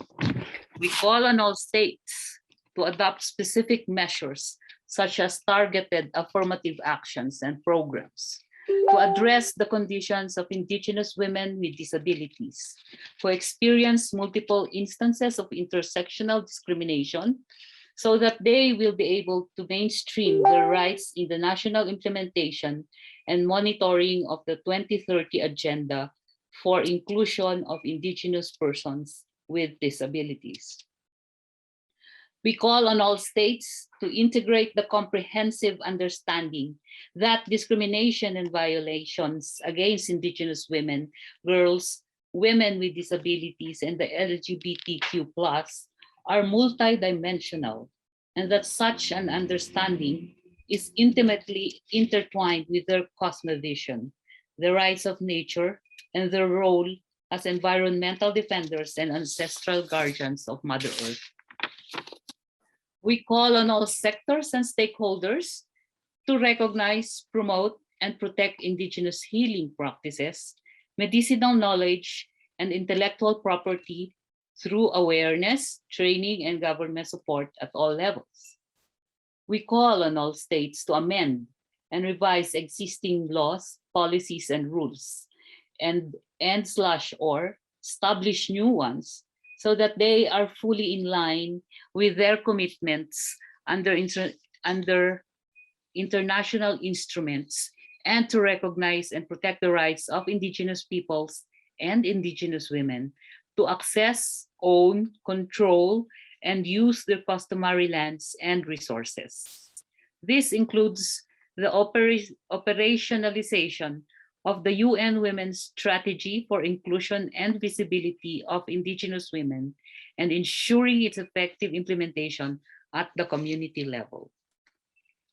We call on all states to integrate appropriate processes and mechanisms that reflect the collective dimension of the right to equality, non-discrimination, and self-determination, social and economic rights, including the right to decent work, and the right to land, territory, and resources, the right to water and food, cultural rights, civil and political rights, the right to live free from any form of violence, and the right to access the justice system without fear of reprisal for those women and girls who report such violations.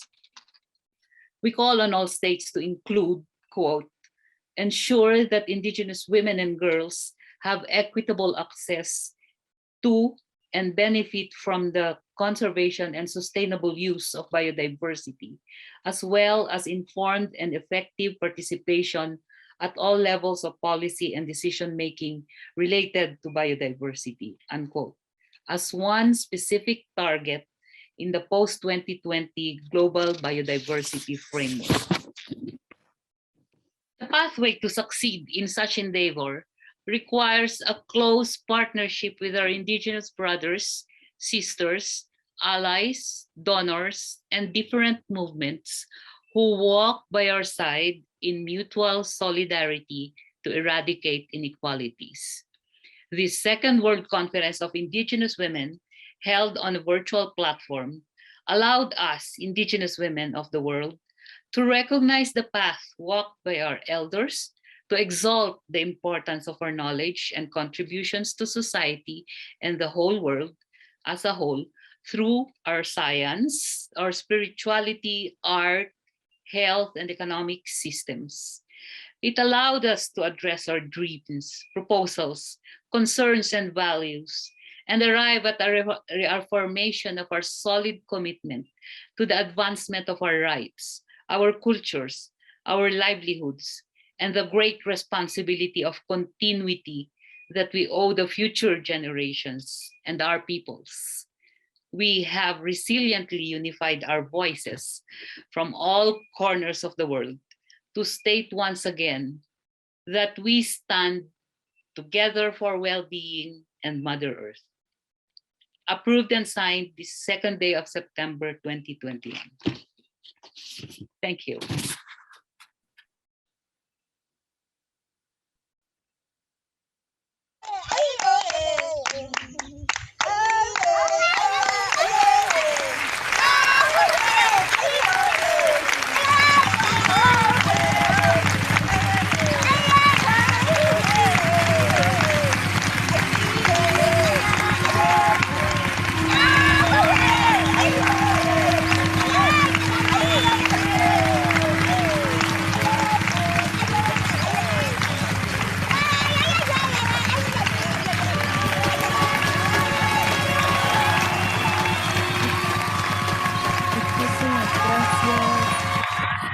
queridas hermanas,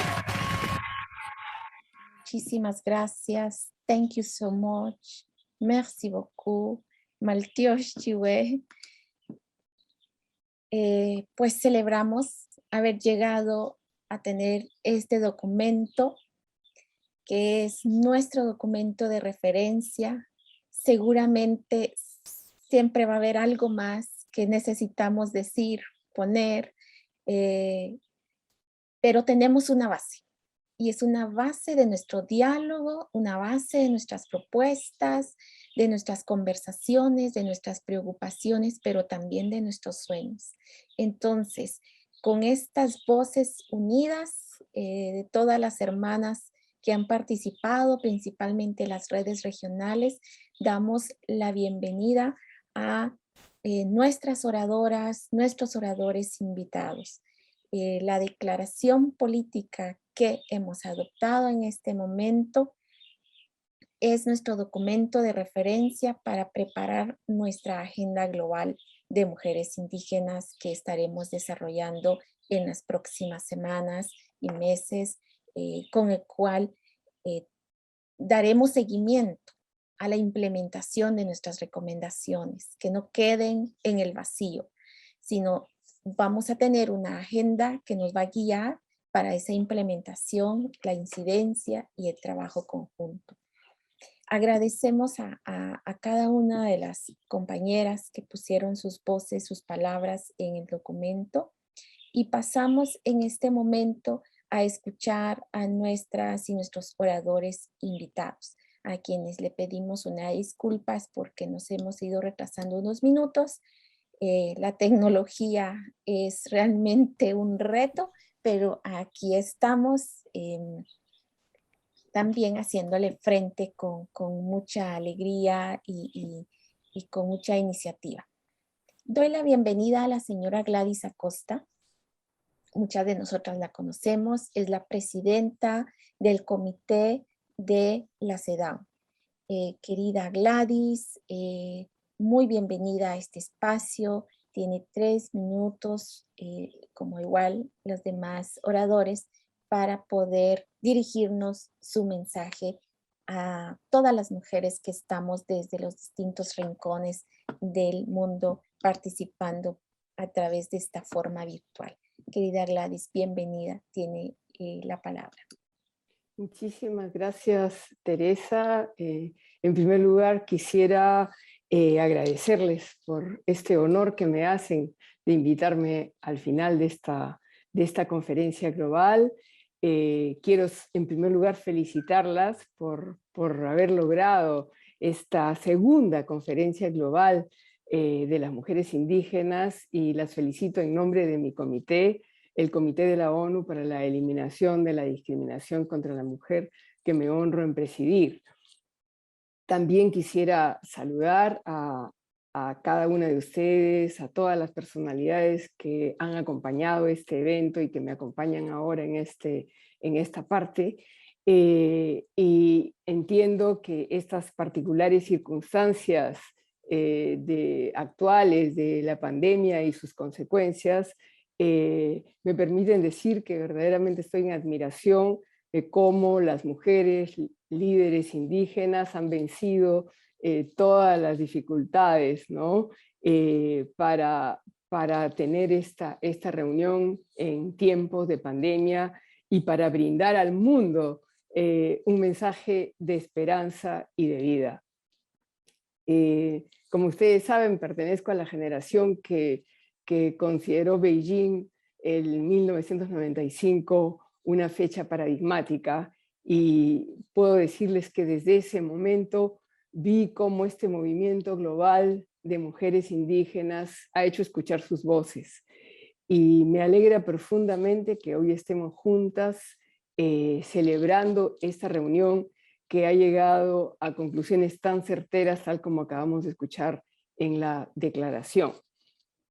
Se percibe, pues, el ambiente de esta conferencia mundial tiene esta sabiduría ancestral que muestra el intenso trabajo que ha sido desplegado entre las dos conferencias globales desde el 2013 en Lima.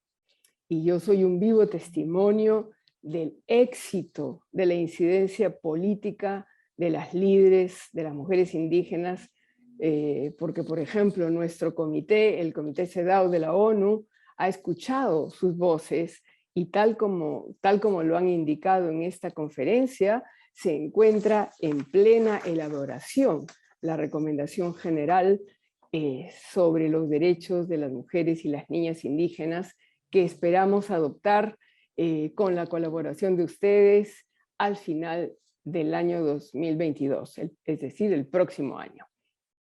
No quiero que se me pase esta oportunidad para agradecerle al Gobierno de México por sus aportes durante este periodo de elaboración de la recomendación general y que ha hecho posible nuestros avances y definitivamente el acompañamiento pues para tener unas consultas regionales como deben ser, tal como ustedes están acostumbradas a hacer tal como nos lo han explicado el día de hoy. Este esfuerzo de la recomendación general concentra pues la aplicación de los estándares internacionales de derechos humanos a la esencia de la vida de las mujeres y las niñas indígenas, de tal manera que se recupere el profundo respeto por sus cosmovisiones, por su espiritualidad, por sus conocimientos ancestrales, así como el reconocimiento esencial del vínculo entre derechos individuales y derechos colectivos. No quiero dejar de mencionar que esta recomendación general debe mostrar la conexión intrínseca entre los derechos de las mujeres y el derecho a un territorio propio, con adecuada protección de las fuentes de vida, del aire, del agua, de la tierra, que la naturaleza ofrece, pero a cambio de respetar sus reglas de existencia. Y son ustedes, mujeres indígenas del mundo, quienes nos muestran el camino para luchar por este legado respetuoso de la madre naturaleza a las nuevas generaciones. Queremos pues ofrecer a los estados parte de esta convención un conjunto de recomendaciones para hacer efectivos los derechos de las mujeres y las niñas indígenas, sobre todo en materia de compromisos de inversión social, como ustedes lo han señalado, y de acceso a la justicia. Todos estos derechos, como siempre lo hemos dicho, están protegidos por nuestra convención. Y ustedes han sido y seguirán siendo consultadas en este estricto proceso colectivo de elaboración durante los próximos meses hasta llegar a su adopción en el 2022.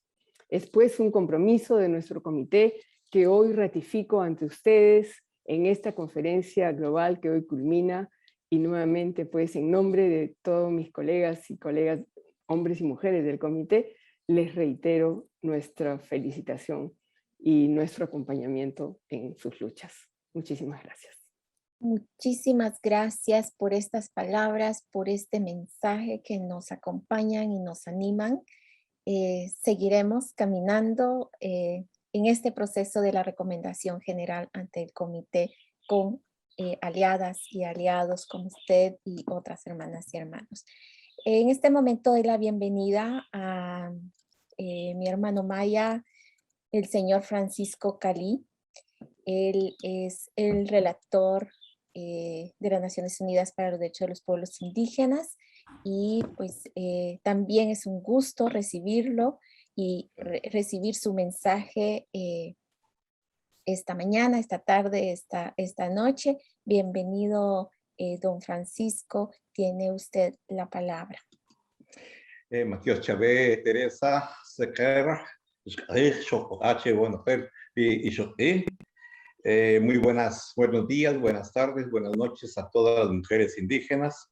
Para mí es un gusto dirigirme el día de hoy en la culminación de la segunda Cumbre Mundial de Mujeres Indígenas, especialmente después de haber hecho un análisis profundo sobre el impacto del COVID-19 en los pueblos indígenas y en especial en las mujeres. Saludo también a la colega presidenta del del Comité para la Eliminación de todas las formas de discriminación contra la mujer, la doctora Gladys Acosta, presidenta del comité. Es un gusto participar con ustedes acá.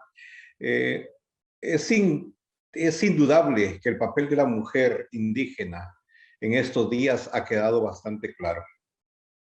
No solo son las responsables de mantener, de guardar y de replicar los conocimientos científicos de los pueblos indígenas, sino también han sido las que han mantenido de una u otra forma la sobrevivencia de los pueblos indígenas como tales. Sin las mujeres indígenas, ese conocimiento no fuese posible.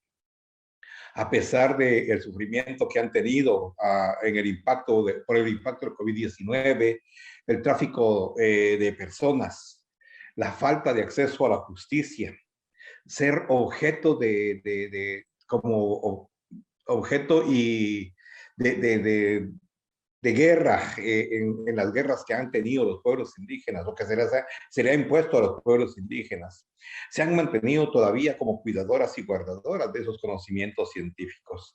Como lo decían ustedes en su declaración, hay una criminalización por la defensa de los derechos de las mujeres, pero también de los derechos colectivos de todos los pueblos indígenas.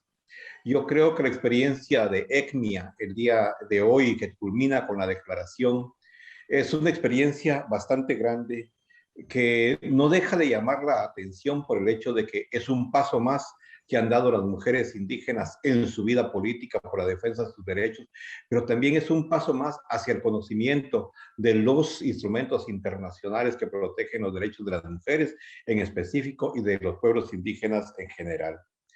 En este momento no me queda más que de felicitarlas, pero también de invitarlas a seguir fortaleciendo ese conocimiento y el manejo de esas herramientas internacionales de defensa de los derechos de los pueblos indígenas y de las mujeres indígenas, de los derechos humanos, conocer de una mejor forma el manejo de los mecanismos y aprovechar los espacios que se abren y que ustedes mismas han abierto por el esfuerzo y su lucha que queda demostrado el día de hoy. El compromiso de la presidenta del CEDAW en este momento de seguir consultando con ustedes es una clara señal de que el papel que ustedes han jugado es un papel bastante importante y va a venir a fortalecer la lucha para eliminar la discriminación o todas las formas de discriminación contra la mujer. Es necesario también decirles de que ustedes son un elemento fundamental para buscar la paz, la armonía de nuestros pueblos y de los pueblos en los que los pueblos indígenas conviven el día de hoy. Muchas gracias por esta oportunidad que me dan para dirigirme a ustedes. Es un honor para mí y les deseo lo mejor no solo como resultado de este segundo encuentro mundial, sino que también de que la declaración pueda llevarse a cabo en la realidad, y déjenme decirles y ofrecerles la compañía de esta relatoría a los esfuerzos que ustedes van a realizar como mujeres indígenas. Muchas gracias, Teresa. Muchas gracias, hermanas indígenas del mundo. Maltiosh Chela Tata Francisco Cherotzigla. Muchísimas gracias a nuestro hermano Francisco por estas palabras, por acompañarnos desde su rol, lo cual es muy importante en el contexto en que nos encontramos, donde las violaciones a los derechos humanos fundamentales, tanto individuales como colectivos, está cada vez más latente en nuestras vidas, tanto en lo urbano, lo rural y en todos los ámbitos. Así que, de nuevo, gracias por estar y por acompañarnos, no solo hoy, sino en este camino que vamos a continuar en la incidencia por la transformación de las desigualdades. Gracias de nuevo. Ahora quiero dar la bienvenida a la señora Charlotte Bunch, que es una líder feminista que nos da muchísimo gusto contar con ella, con sus palabras, con sus reflexiones este día, esta tarde. Welcome, Sister Charlotte Bunch. She is founder and senior scholar, Center for Women's Global Leadership, Rutgers University. Dear Charlotte, welcome this space. And it's a great pleasure and honor to be here with you. I'm very excited about the declaration that you just read. I think it will be enormously important for women all over the world. And I want today to salute you for the achievement of this conference in spite of all the COVID and climate crises that we have in the world. You've shown us again that Indigenous women have the will and know the way to survive these crises and continue to lead us with vision. I want to say on behalf of the Center for Women's Global Leadership, but also many, many women in the global women's rights movement, that we have learned so much from Indigenous women over the past 2 decades. In particular, I think you have taught us the intersectionality of collective and individual rights instead of seeing these in opposition, as well as a way of understanding ourselves as human beings with rights in relation to the rights and needs of Mother Earth from whom we live. So I thank you so much for these. And I think today in the world, we need your vision, your experience, your strategies more than ever. We face a world on the verge of crisis, as you describe in your own declaration, but also a world where many new forces are emerging with vision for change. And I think Indigenous peoples and Indigenous women in particular must be and are in the leadership of that voice and that world. It is a time when all of us who are progressive and envision and support women's rights and human rights must come together to collaborate, to build partnerships that build on the strengths of each of our knowledge and wisdom from the past and from the future. I think there are many women in the world today who will be looking to the Indigenous women's leadership and to this declaration as a part of the new world that is coming, the new world that we all believe must replace the one of injustice and inequity, the one of exploitation and extraction that has been led by greed rather than by human rights and a vision of collective wisdom and justice. So I would really like to say that you are very much in my heart and in my mind as I think about how do we build this world and how do we get the recognition of the human rights of all in all our diversity that you and so many of us have worked for the last several decades. And I know we can do it. I've seen what we did in Vienna at the World Conference on Human Rights, in Beijing. I've seen what women have done all over the world in individual local struggles. And if anyone can do it, women can do it, and Indigenous women are one of our leaders today. So I salute you. I am so happy to work with you and pleased to be here today. And yes, we will do it. We must do it. The earth depends upon us. And thank you so much for what you've put in this conference and the wisdom you've given to us. I will see you down the road, I am sure, as we continue this struggle. Thank you. Thank you so much. Thank you so much again, Ms. Charlotte, for your words, for your energy. And it's important for us to establish the alliance and to strengthening all the alliance with the different actors. And thank you again. Muchísimas gracias. Es importante seguir manteniendo nuestras alianzas, fortalecerlas con los distintos movimientos, con las distintas líderes. Así que esto es parte de las estrategias, pero también de lo que las mujeres indígenas creemos en que los caminos se hacen de manera colectiva, de manera conjunta, y nos vamos tomando de la mano para seguir adelante. Doy la bienvenida también a una gran aliada muy conocida por muchas y muchos de nosotros, la señora María Fernanda Espinosa, que también estamos muy contentas de tenerla.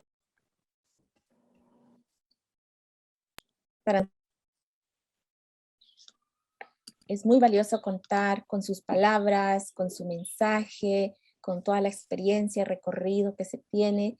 Igual queremos seguir contando con ese liderazgo que acompaña, que es aliado en los procesos de las mujeres indígenas. La señora María Fernanda Espinosa está con nosotras el día de hoy. Sabemos que ella es parte de la red global de mujeres líderes y nos agrada muchísimo poder recibirla esta mañana, esta tarde, esta noche. Señora María Fernanda, muy bienvenida, el espacio es suyo. Muchas gracias, querida Teresa.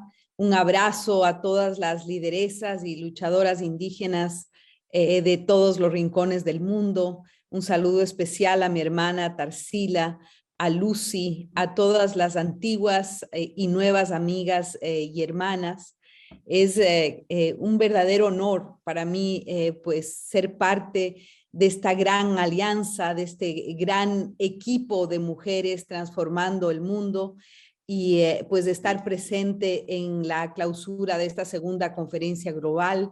Esto es un foro único en el que las mujeres indígenas, activistas, defensoras de los derechos humanos, artistas, creadoras, mujeres indígenas con discapacidad, de todas las regiones del mundo se reúnen a reflexionar, a plantear alternativas básicamente sobre las barreras, los obstáculos que aún hoy, tras muchas décadas de lucha, enfrentan las mujeres y niñas indígenas en relación a su derecho al pleno goce pues valga la redundancia, sus derechos individuales y colectivos. Yo creo que aquí se ha escuchado alto y claro que a pesar de todos los avances internacionales, de las legislaciones, de las constituciones en muchos de nuestros países que reconocen los derechos de los pueblos y de las mujeres indígenas, aún existe un enorme déficit, una gran brecha en la implementación de estos instrumentos, leyes, estándares, tanto a nivel doméstico en nuestros países como a nivel internacional. Y esto evidentemente que afecta el derecho al desarrollo individual y colectivo de las mujeres y las niñas indígenas en todo el mundo. Hemos escuchado con claridad que la discriminación, la exclusión, la violencia contra las mujeres indígenas, en especial contra aquellas que se dedican a la defensa de los derechos humanos y de los territorios indígenas, ya era preocupante, por decir lo menos, antes del impacto de la pandemia del COVID-19, ¿no? Y con esta crisis sanitaria, esas desigualdades estructurales que ponen a las mujeres y a las niñas indígenas en una permanente situación de vulnerabilidad se han profundizado, con severos impactos en el acceso, el control, la propiedad y el disfrute de tierras, territorios y recursos, ¿no? El derecho a una educación de calidad y culturalmente adecuada, al empleo digno, a la protección social, a la justicia y a los servicios de salud culturalmente adaptados, especialmente en el caso de las mujeres indígenas con discapacidad. Y paradójicamente a esta realidad gris, yo diría, paradójicamente son las mujeres indígenas de las nuevas generaciones y nuestras sabias y antecesoras, quienes han tenido la mayor capacidad de adaptación, de resiliencia para hacerle frente a la pandemia. Han sido, sin ninguna duda, actoras centrales en la garantía de la soberanía alimentaria, en los cuidados, en la formación de redes, de protocolos de utilización de medicina tradicional. Bueno, tantas lecciones hemos aprendido de ustedes, las mujeres indígenas del mundo entero. Y creo que en vista de este complejo escenario, pues no puedo más que celebrar y felicitar la oportuna y necesaria realización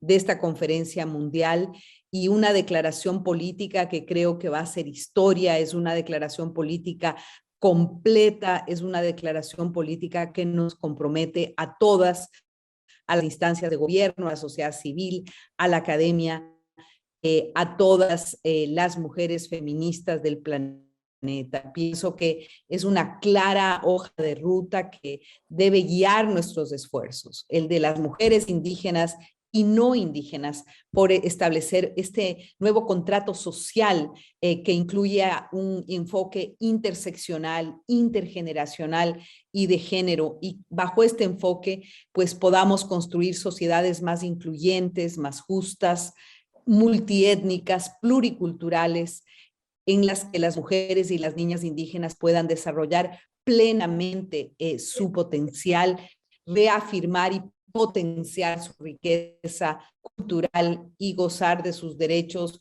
fundamentales, individuales y colectivos. Tengo que decir que estoy convencida, luego de más de 30 años de acompañar las luchas indígenas, puedo decir que el aporte de las mujeres indígenas es clave, es como una llave maestra para construir un nuevo pacto que repare, que restaure la relación entre los seres humanos y nuestra madre tierra, que nos lleve a una verdadera reconciliación entre humanos y con la naturaleza. Este nuevo pacto para hacer las paces, para hacer la paz con nuestro entorno natural. Ahí están ustedes en el centro. Y más allá de las palabras, como dice claramente la declaración política, necesitamos y requerimos recursos, inversiones, un diálogo horizontal y una participación efectiva en la toma de decisiones en la vida pública de las mujeres indígenas sobre los asuntos que no solo afectan al mundo indígena en toda su diversidad, sino que realmente importan y afectan a la sociedad en general. El aporte que están haciendo y deben hacer ustedes, las mujeres transformadoras y lideresas indígenas del mundo entero, es absolutamente clave. Es una llave para este proceso de reconstrucción que estamos viviendo. Y eso incluye no solo la economía, no solamente la política, sino también el mundo internacional. El sistema multilateral, la reforma de las Naciones Unidas, ustedes tienen una voz absolutamente determinante en este proceso. Y aquí digo, pues, un gran nombre, Dolores Cacuango, una gran mujer y líder indígena ecuatoriana, pionera en la lucha por la justicia social y por los derechos de las mujeres indígenas en mi país, el Ecuador. Ella afirmaba que las mujeres indígenas, y la cito, somos como la paja de páramo que se arranca y vuelve a crecer, y de paja de páramo sembraremos el mundo, decía la gran Dolores Cacuango. Cierro con esto, con estas poderosas palabras. Invito a todas y todos a que juntos y juntas continuemos con esta lucha por la igualdad, por la dignidad, por el avance de los derechos de las mujeres y niñas indígenas del mundo entero. Muchas gracias, Teresa, por este espacio. Un abrazo enorme a todas ustedes. Felicidades por esta segunda conferencia y felicidades por esa declaración política que, como digo, hará historia. Mi abrazo profundo y cariñoso, y cuenten conmigo para lo que sigue, por supuesto. Te devuelvo la palabra y muchas gracias nuevamente, Teresa. Muchísimas gracias. Seguiremos siendo esas hojas de páramo definitivamente, y desde los distintos rincones del universo. Así que palabras muy importantes, nos animan. Por supuesto, vamos a seguir contando con usted para los pasos siguientes. Necesitamos más aliadas, más aliados que nos acompañen para transformar estas desigualdades, todas las formas de violencia, entre ellas el racismo, que es como la esencia de los males estructurales de nuestros estados. Así que de nuevo, gracias. Y muy contenta también de recibir a nuestra hermana Mililani Trask. una de nuestras mayoras muy queridas y que también ha hecho mucha historia en este recorrido del movimiento de mujeres indígenas. Mirilani es de la Red de Mujeres Indígenas del Pacífico y estamos pues muy contentas y agradecidas y la recibimos acá. Welcome, dear sisters.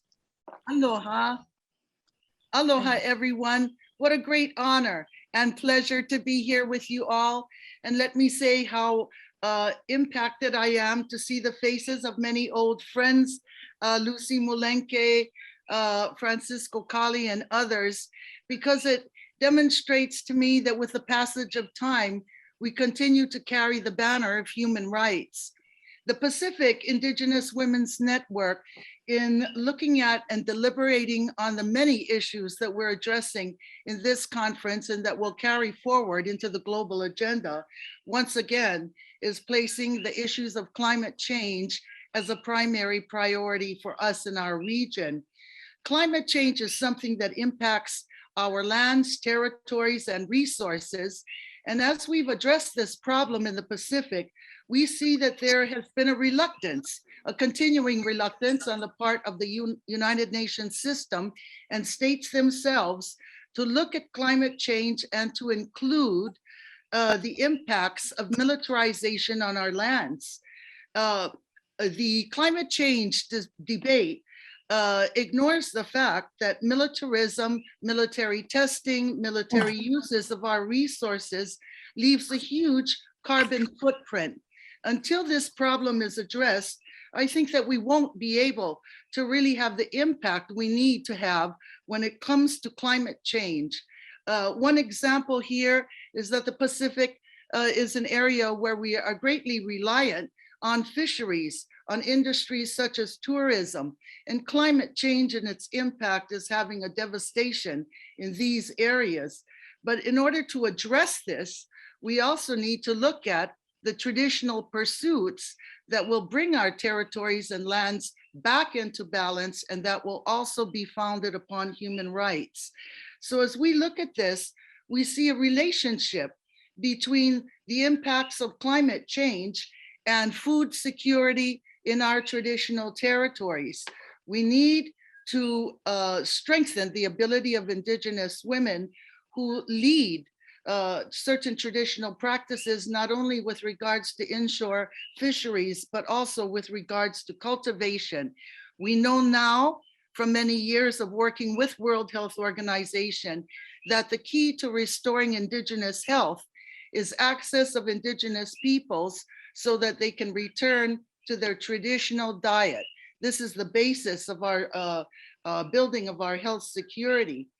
As we look at these related issues of climate change and food security, we are finding that there are industrial uses of land base that have a significant impact on how we can maintain our communities, the stability of this.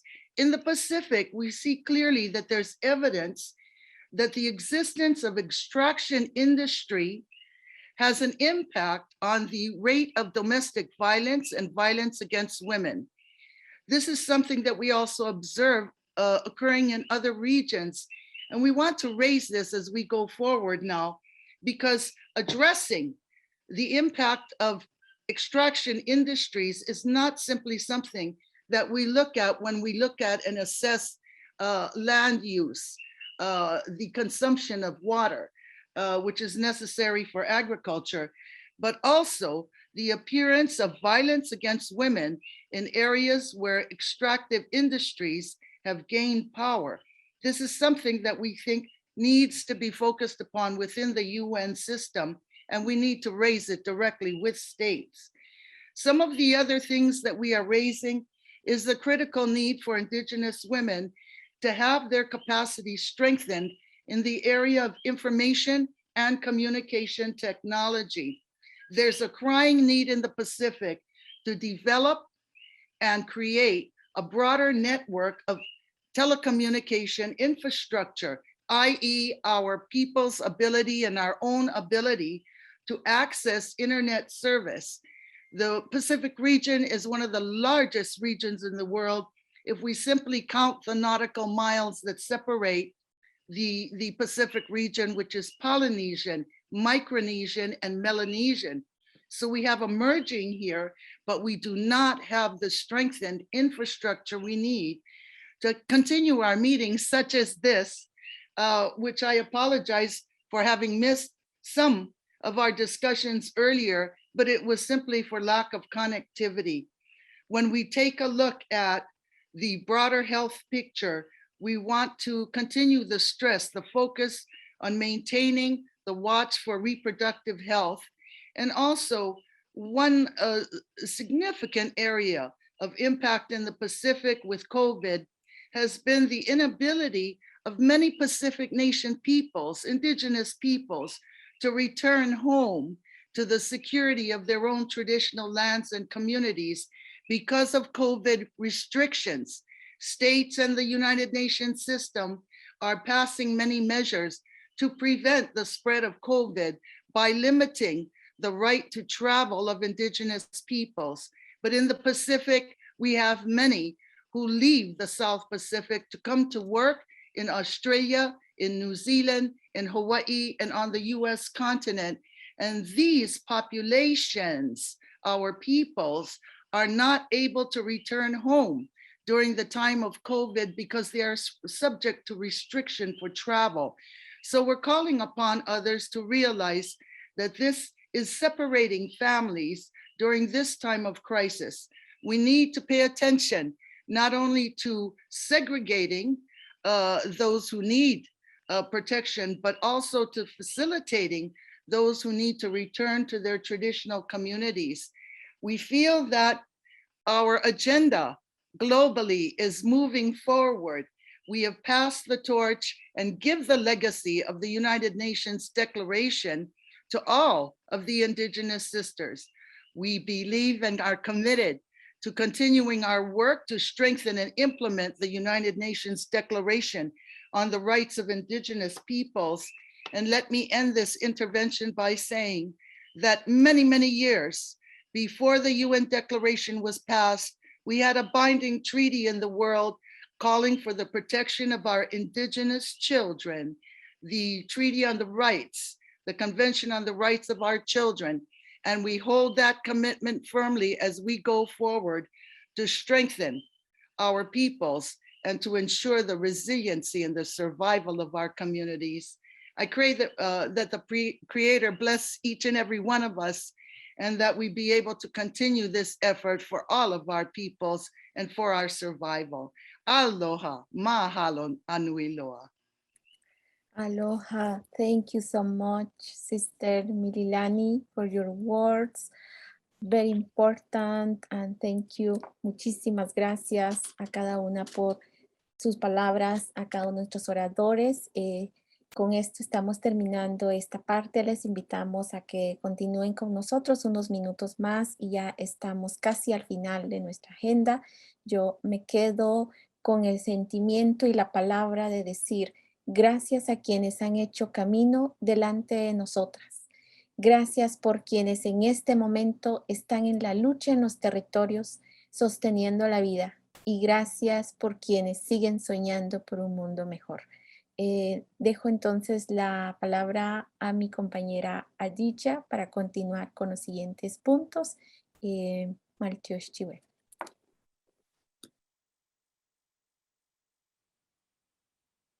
Thank you, Teresa, and thank you to all the speakers. It was a great take-home message from you all. And I will say the journey of Indigenous women has been enriched by your support, your commitment, and your guidance to achieve this milestone today. Your messages of support today will add more energy to step up our engagements and collaborations as we fight ahead, while looking forward to your continuous partnership to achieve our global agenda. Once more, thank you, Teresa, and all the team. Thank you.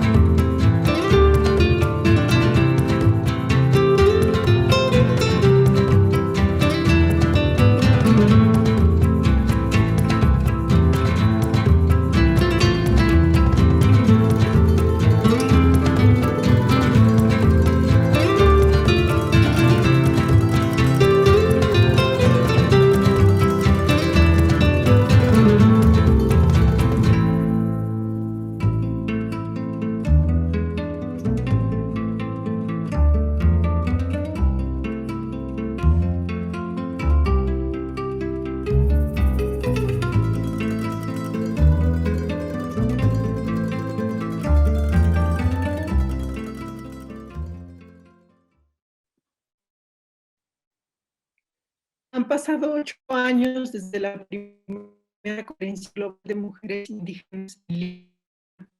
Años preparando estar aquí, mientras mujeres indígenas de todo el mundo, así como aliados y hermanos, hermanas que han ido de la mano con nosotras. Este no es el final, es la continuidad de la lucha, del movimiento, que comenzaron otras mujeres que nos antecedieron, para seguir sumando a este esfuerzo y trabajo colectivo. Damos la bienvenida a la señora Tarsila Rivera Sea, quien no necesita presentación, pero solo para recordar, es activista quechua de Ayacucho, Perú, quien ha dedicado más de 30 años de su vida a defender y buscar el reconocimiento de los derechos de las mujeres y jóvenes indígenas. Señora Tarsila, por favor, tiene la palabra para la clausura de la conferencia.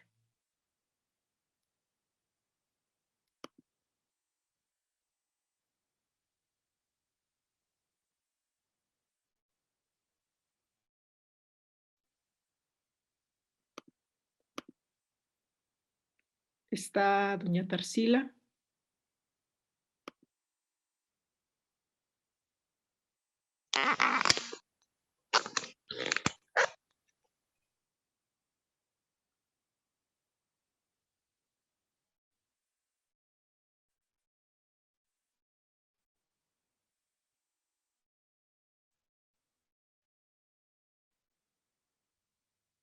No la escuchamos, doña Tarsila.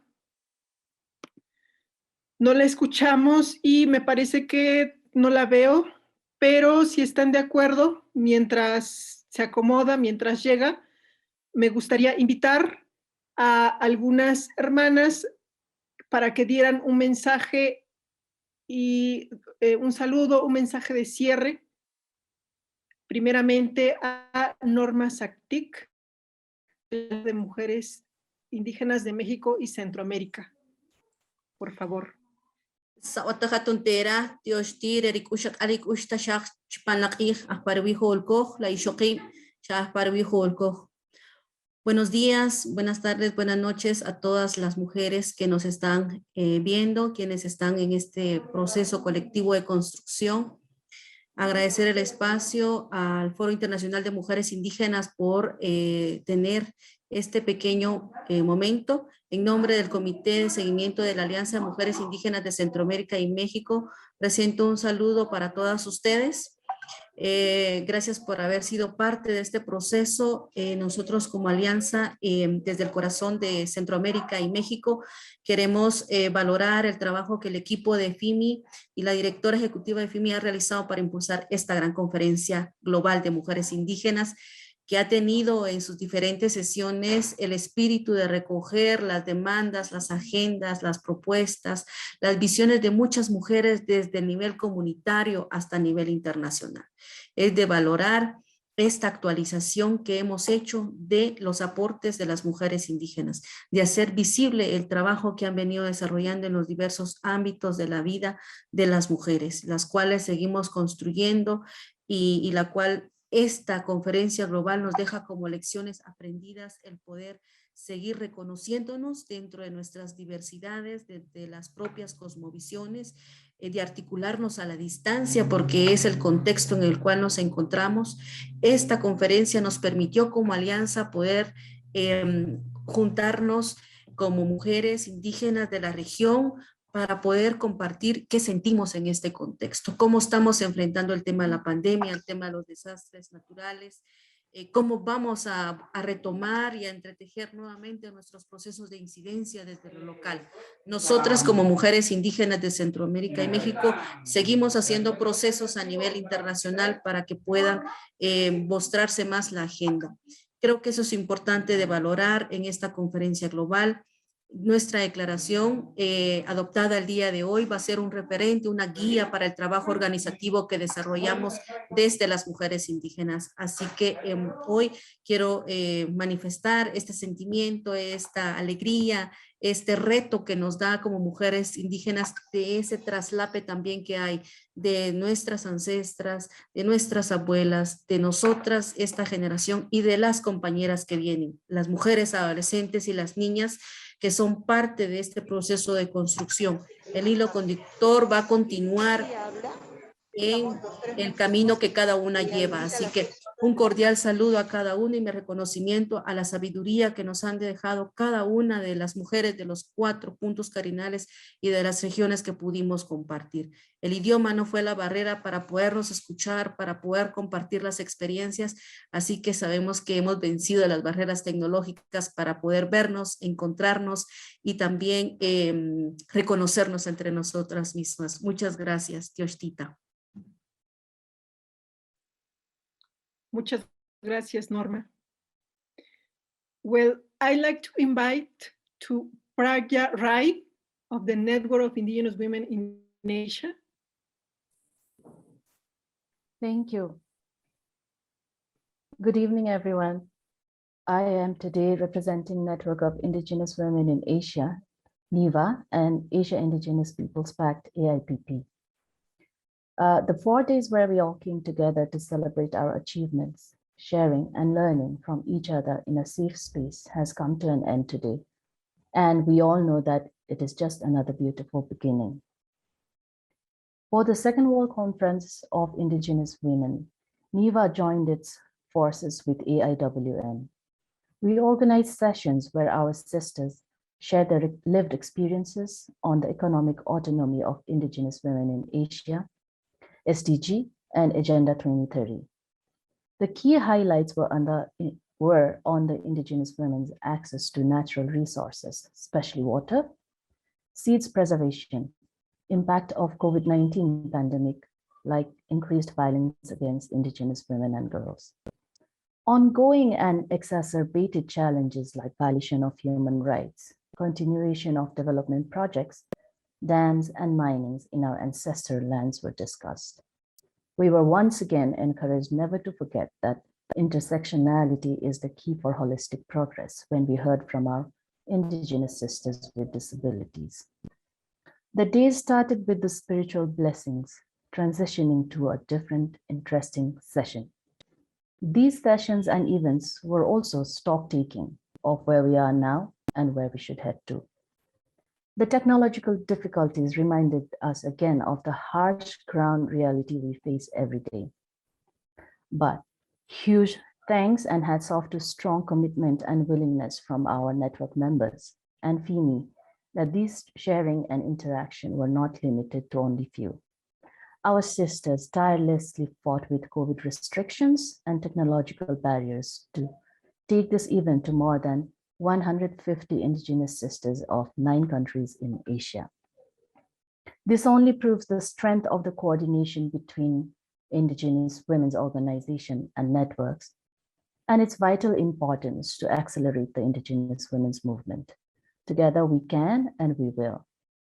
With this, I would like to thank the NIVA Steering Committee members, NIVA member organizations, Indigenous sisters and brothers, and the Indigenous elderlies and youth. We extend our sincere gratitude to the interpreters for bridging one of the biggest gaps that we face. Thank you, FEMI team, for being flexible and always on standby to support us. We all look forward for a bigger and a louder Third World Conference of Indigenous Women. On behalf of Network of Indigenous Women in Asia, NIVA, and Asia Indigenous Peoples Pact. Thank you, much love, and good night.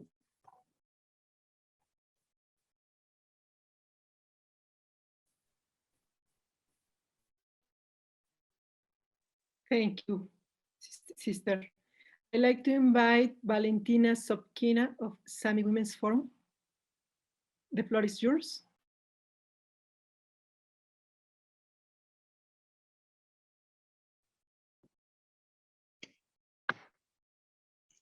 Сергей Бетюкалыш Кансь, Урис Рафис Устибат. Добрый день, дорогие друзья, женщины, сестры,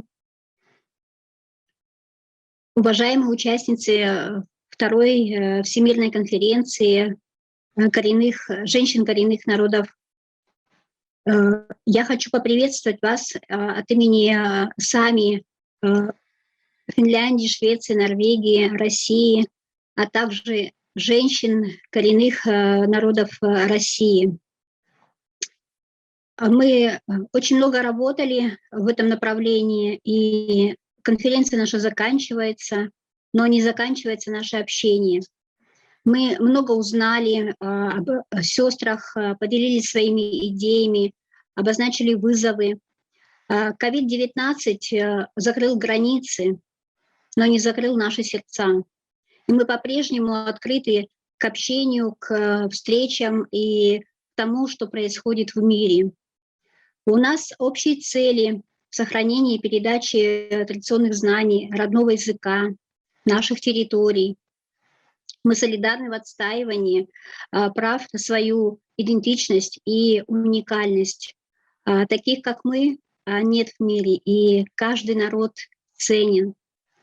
Нам часто указывают, что те, кто ведет традиционный образ жизни, не являются носителями традиционной культуры.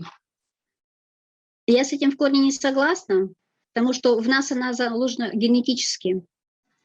И знания передаются с молоком матери. И нам их надо сохранять, надо передавать свой язык, передавать родовую песню, любовь к месту, где мы родились. Наше традиционное питание дает нам силу нашему организму и также помогает противостоять во время пандемии. Нам нужно усилить свой голос, и в этом нам может помочь информированность людей, образование, создание интернет-платформы для женщин коренных народов. Ничто не сближает, как одна идея и общая работа над ней. Призываю всех к системной защите наших прав, тиражированию успешных практик, особенно юридических, экологических для наших народов. Нам надо рассказывать и распространять о себе как можно больше информации. Дорогие сестры, большая благодарность нам всем за встречу и общение, за важные направления, которые нам надо будет претворять в жизнь. В основе того, что мы сегодня заслушали, это декларация конференции. Желаю всем крепости духа, веры в себя, солидарности и справедливости. Ничто о нас без нас. Вместе мы сила.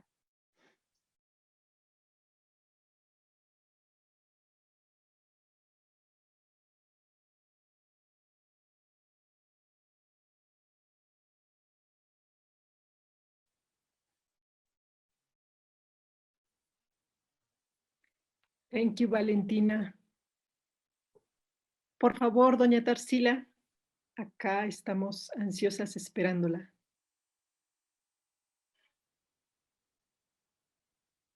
Tiene la palabra, doña Tarsila.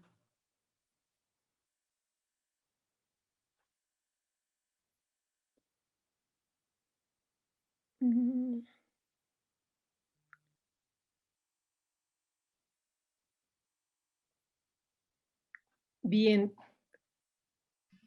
seguimos esperándola y para avanzar, me gustaría invitar a... Adelante, doña Tarsila, adelante. La escuchamos. Sí. Muy buenos días, muy buenas tardes con todas las hermanas del mundo. Estoy preparada, como ustedes ven, ¿no? Preparada para nuestro fin de conferencia, fin de una etapa, fin de celebración, de reflexiones, discusiones, de avances intergeneracionales entre las mayores, anteriores a las nuestras, que empezaron un proceso que nos deben estar acompañando desde donde están y deben sentirse felices porque hay avances. tenemos que celebrar los avances con nuestros esfuerzos de los últimos 40 años como mujeres indígenas desde las 7 regiones diferentes del mundo. Sacrificando, sí, esto, el abrazo, una mirada afectiva, ¿no es cierto? Una mano en el hombro de alguien es nuestra forma de comunicarnos. Pero hoy aprovechamos el avance de la tecnología para hacernos sentir que estamos juntas, que estamos sólidas, que estamos fortalecidas y seguimos con la misma energía que hace muchos años, cuando empezamos el camino con algunas hermanas, que primero en una conferencia fue una, luego 12, luego 100 y hoy somos el mundo. Cerramos la segunda conferencia, queridas hermanas, haciendo ese balance positivo de nuestro caminar con todos los discursos que hemos escuchado, con todas las reflexiones positivas de haber avanzado, pero también dando energía para lo pendiente. Gracias, hermanas indígenas y no indígenas, funcionarias, amistades, aliadas, feministas y no feministas, que también han sido nuestra inspiración. Personalmente, gracias Charlotte por ser lo que eres. Gracias Milelani, que estamos vigentes, algunas veces físicamente, otras veces a través de esta pantalla, pero seguimos en la construcción de un sueño común. La erradicación de las violencias en todas sus expresiones, desde lo colectivo a lo individual. Nuestro territorio necesita salud, nuestros cuerpos merecen respeto y cariño. Nuestras vidas, nuestro caminar necesita oportunidades, trato justo, igualitario, sin discriminación, sin racismo, sin violencia. No solo para nosotras las indígenas, en el mundo. Cómo construir alianzas y solidaridades para construir paz, paz colectiva, paz en lo individual, pero también hacer que nuestros gobernantes y los que deciden las políticas realmente puedan incluirnos y valorar lo que nuestras hermanas y hermanos han dicho aquí, los aportes de las mujeres indígenas, aportes para la solución de los problemas, para la construcción de sociedades más justas, más respetuosas, haciendo honor a lo que le llamamos y conocemos como democracia, y que en el mundo indígena de repente es simplemente recuperar las relaciones armoniosas en equilibrio entre nosotras y entre los pueblos indígenas, los pueblos, las sociedades, las diversidades y nuestro entorno. La madre naturaleza se expresa y nosotras tenemos que entender. Ojalá que la tercera conferencia global nos permita decir, avanzamos 5 escalones hasta la segunda conferencia. Nos proponemos avanzar 5 escalones más en reconocimiento de derechos, en todo aspecto, porque no solo somos lengua, no somos folclor, no somos exóticas, somos pueblos con vida y con vitalidad, desde nosotras, desde nosotros para el mundo. Tiene que reconocerse aquello, que los siguientes 5 escalones en la tercera conferencia sea también motivo de alegría y felicidad, porque estamos todas juntas. Gracias por estar ahí, gracias por escuchar iniciativas y seguir, pero tenemos que construir ese colectivo, articuladas y hacer ese esfuerzo para que lo que duele en el norte también duele en el sur y la solución venga del norte y del sur. esa alianza fortalecida y clara nos ha de dar y devolver la dignidad que tenemos y merecemos en el trato en todo aspecto de nuestras vidas. Un abrazo y luego nos volvemos a ver en el fin de fiesta. Las amo.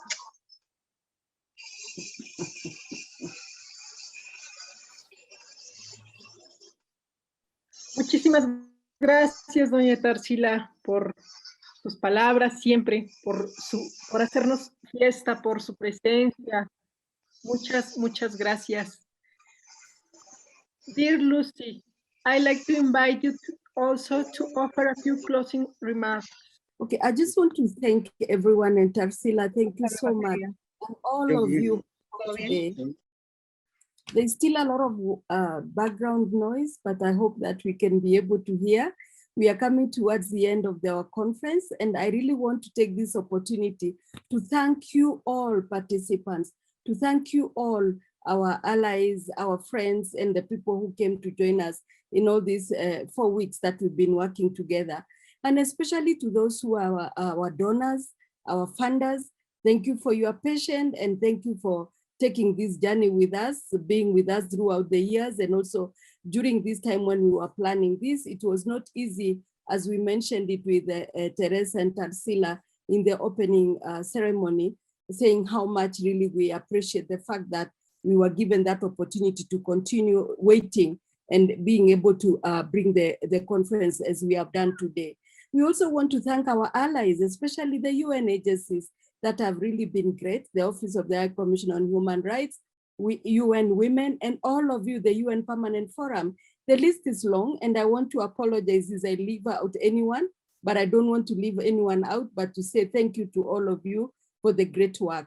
Also to our partners who have been supporting us in different ways, may it be in word, in funding, or anything. That was really something that we really appreciate so much in what we have been able to do. One of the other things that we'd really like to really say thank you is the support that we've had from all the committees that were able to sit together before the conference, during the conference, and up to now, sitting together to be able to arrange, to look at the issue of technical issues, to look at the committees, the agendas, and everything that we were able to do. And we really do appreciate very much the support of the Secretariat, especially the female ladies who really work throughout the night and day to make sure that this is happening. And to the regional coordinators, as I mentioned in the declaration when I was explaining, this is really to say thank you so much from all the best and all the ways that you have really put yourself to be committed, to be able to get together, make arrangements to make sure that no one is left out in terms of contribution, and all the panelists that you selected and be able to put them together, the facilitators, and all the people who really committed themselves in terms of looking at everything. And one other thing is the spiritual guides. They really accompanied us every other day when we began the meeting. This was very important because we needed that spiritual guidance. We needed to have our support and to be able to work collectively together, as many of you all have explained. These always gave us the energy, they gave us the motivation, the music, the videos, everything that we put in here to share with you showed that we had a journey all together, not only us, but also down to our level at the community level, which was very important. And of course, the FEMI community, I've mentioned it, especially all of you who have been able to take place, the interpreters, DOSIP, who has always worked with Indigenous people all throughout, giving us all that power in terms of understanding each other, sharing the translation and interpretation, which was very important. And of course, the technical team, where they had to use the technical computers. You know, the issue of virtual meetings that we've been having is something that has brought us to really learn a lot. Even those who had not used it before are using it now. It's still a challenge for Indigenous women. It's still a challenge for Indigenous people, but we have said we'll learn and we'll walk the same journey with the others as much as we can. So it's really for me to say thank you all very much. Thank you again, and I hope that you also learned a lot from the conference, and we'll carry forward the declaration as many of you have already committed that we'll be able to get this declaration, go and really domesticate it on the ground and make sure that we carry it forward and carry everywhere where we go. We have these recommendations that will put us in another level of the map. And as Tarsila said, maybe by the third conference, then we'll say, this is what we achieved, this is what came out of our declaration, and this is the way that we have been able to implement it. So with all of you and with everyone, I want to say so much thank you. And thank you. If I left your name or your constituency or wherever, you must forgive that. It's very difficult to say each and every one. Thank you so, so much. And thank you for everything. Back to you, Cecilia and the team. Thank you. Muy bien. Me gustaría invitar ahora a Agnes Williams, quien dará una oración para cerrar. Y posterior a ello, volvemos con doña Tarsila, quien nos tiene preparada una fiesta para cerrar como debe ser nuestra segunda conferencia global. As I opened with the words, before all else, it is our custom and tradition to also close. And I'm not going to take a lot of time, but we do have a soundbite. That speech can be, very long, could be hours. I'm not going to take hours, but we do have this soundbite that at the end, in Seneca, the word is in Yahweh. And in reply, the audience, and that it includes everything that I had said in the beginning. We repeat that, but we also add in there at the end that we are asking the great mystery for a safe journey for all of us to return back to where we came from in a good way, that nothing harms us or hurts us, that we're all watched over and things are going to be all good for us once we leave this gathering that we've come together for. So I just want to say that in closing, Yahweh, and then the response is a Nyoh. NYOH. So, and all that means, Yahweh includes that whole speech of giving thanks and greetings and all of those prayers that we put into the meeting, the gathering. And at the end, when we say Nyo, that everybody responds by just agreeing. That just says, I agree. So Yahweh, Nyo.